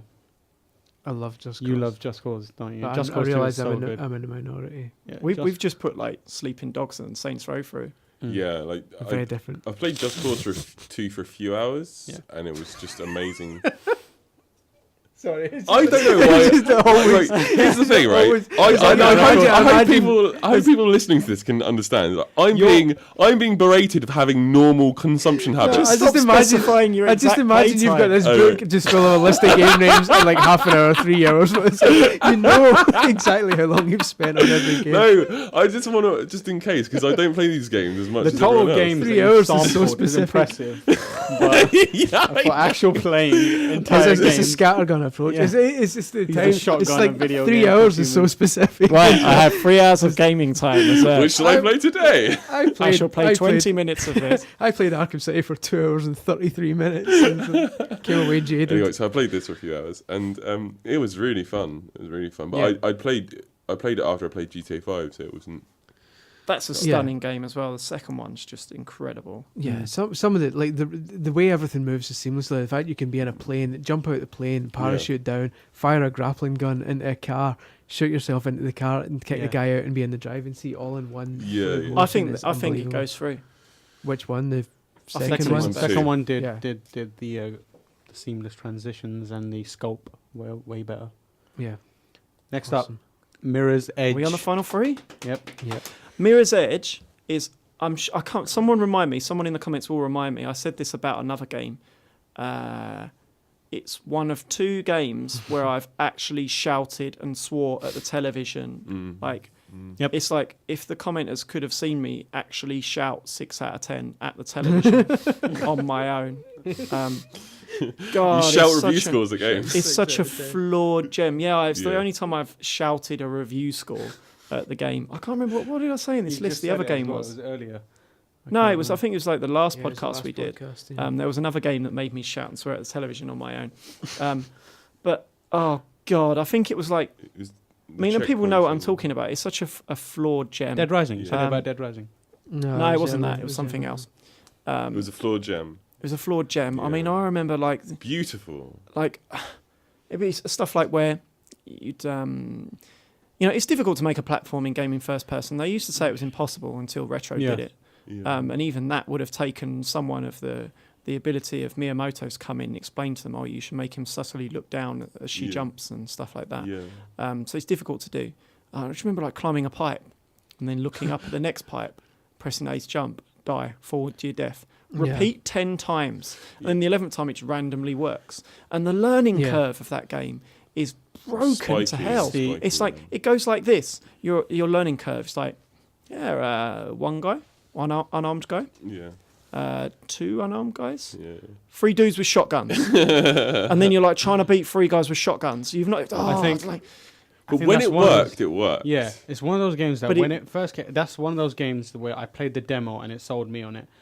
I played that demo that is the most demo game I've played. That's the most demo. That is the most demo I have That is the demoed. most demo I've ever demoed. Bro, I demoed that all demo. the way. So demoed. So trial. But yeah, so much demo, so trial. Wow, such sale. But yeah, I played that demo so much, and I think anything. It did platforming, and it did the feeling of being a free runner was so good. But I think, in my mind, it's like they were forced to put people with guns in there by EA. that's Like right. someone stepped in Comes and said, back to, by EA. comes No one back will to buy the theme this. that I keep repeating. They found out that it wasn't that much fun on its own just to jump and platform and they got adventure. scared. We got to put some guns in there. I think it was. I think they were the people arguing it was fun on its own. But then someone from EA. Well, that's what I'm saying. I'm Yeah, not sure. We someone's can't say coming at someone some from point. EA just came in and said, And right, that's we what I want said. guns. That's what I said in my brain. If this is what it feels like, it feels like a guy with a money hat Imagine they came put in themselves under that and pressure. said like, And it's "You another need game that I guns really and-" admired, Yeah. and I was happy to see EA making that sort of game. I think it came out like maybe even the same day as Dead Space. I definitely I bought them at the same time. Yeah. You know, and I loved that. I played both of them to completion. I loved that EA were making those sorts of games. But I think few people would disagree that game's as much flawed as it is brilliant. Staggering potential. And I can't wait to see what they do with the next one. It sounds like they're going to, you know, change it up a bit, make an open world, make it a bit more action adventure, maybe put in some RPG elements. That could work. Well, it was the action elements of the game. Yeah, it was the meat of the game that kind of dropped out. Yeah. I remember the final segment in that game where you need to shoot the servers. Absolutely, that is my moment where I nearly broke a controller because I didn't tell you need to shoot these servers. I was just trying to jump on a pipe. That's what I was trying. The entire my one was just like I've no reason to pick up a gun in this entire game. Now you want me to find a gun and shoot those servers, but you're not going to tell me. I spent ages running around that room trying to find an exit, a way out, and just getting shot by everyone. It's so annoying. We're going to say no on this. No Mirror's Edge. Here we come. Here we go. To next one. Rob's favourite game. Rob's favourite game ever. Journey. Right. I think Journey should go through. What? No, you're a liar. You're doing this just... No, I really like Journey. I think let's not forget, like, you made this up. Remember when you said that? Journey, Robbie he hates Journey that game. was overrated. No, I thought Journey was overrated because everyone thinks it's the greatest thing of all time. Like, it's not the greatest thing of all time. It deserves to go through. It's a really good game. I would put my 2 hours, experience with Journey. Well, that's how long it is. That's the entire game. I would put my experience of Journey up there with Wii Sports as defining moments in games where it showed me something. It showed me something that games could be that I didn't expect. Like, what a beautiful moment when you just bump into another player and, you know, just speak to each other in that, you know, funny made up language, and then just without any sort of persuasion or sign noticing or anything, just follow him around, and then you just jump around together. And what a beautiful game. It showed me a new kind of online game. Again, it sets the path for what I think will be the next gen of games. That mingle player, where it's just other guys in your game. Don't like that word. They're not intruding. You can ignore them if you want, but the game becomes something so much deeper if you pay attention to it. It sounds like I was very fortunate in that the first time it could connect, it did connect for me, and someone came in and they were helpful, and it looked like we were trying to solve the puzzle at the same time for the first time. So he didn't even tell you to do that. You just both decided you can't even talk other than pressing your little speech bubble mode. It doesn't even tell you who they are. You have to finish the game to find out who you played with. And they narrowed down the UI as much as they could to the point where all they had was the terms and conditions, which I think is like EU regulation. You know, they had to put that in, but everything else, it was just like it was so. That level with a sunset where you're just like surfing the sand. That's amazing. God, that's I so could play that game again. My experience, what I loved was just the fact that I went online and some guy showed me where to go, and then when I fell down, like halfway up this massive tower, I fell down instead of someone going ape shit at me. It's kind of fitting. He waited for me there. And then I came back and he met me there, and we carried on going. Oh, that is so cool! This what a game great story. is special. You know, I know we've not put many of the big AAA PlayStation 3 games through on this list, and we put some of the Xbox ones down. But it's rather fitting that I think some of the defining moments of the generation have come from this ethos that Sony has of green lighting these experimentive smaller titles that you're now seeing on PlayStation 4. Yeah, I mean, Rob might not like them, but most people do. Yeah. He sent me an email once saying my review of Journey, and it was just a drawing he'd done of a baby crying into a gutter. Right, this is. I don't know where this fabrication's come from. My Journey, and it was a picture of him putting Journey in the bin. So he'd even made, even though you can't even buy a physical he made a copy. Journey, he made one. He made a physical and then journeyed over to the bin. Yeah. I think it's a great. I mean, that moment as well. If you remember, when you walked over to the bin, you enter this dark. You enter this hall. His head is in completely dark, and the by this point the sand has gone this amazing lush dark green, and there's this statue in the center of it. I think it's like made out of bone, and like it's just so alluring. And you go closer and closer to it, and bang, it wakes up, and it's like this dragon. Do you remember that? Yeah, all the dragons. Just an amazing moment. Such an awesome. And again, my girlfriend played through that game as well. Yeah, Talk about accessible games. Like, fantastic. Not that my girlfriend can't play games. So Rob's favourite bin game goes through. Done. No, I like the game too. Journey goes through. Final game. The Elder Scrolls. Skyrim or Oblivion? And Oblivion maybe. I think Skyrim is going through. You heard me talk about tell us your Fallout story, 4 and Andy. how, Fallout with the super mutants where I saved it, inside a room with no ammo outside the super. They sorted that out by Skyrim, so it's automatically a better game. I mean, Oblivion had the same problem. And I love the anecdotes that people have. I love the scope of the game, and I love, like, hearing in the pub about, I remember my old boss was saying he was in a pub over a pint just going, I've played, I'm about 100 hours in, but I've started again. So why you started again? Like, what's wrong? Like, oh, well, I got bit by a vampire and I saved outside during the afternoon.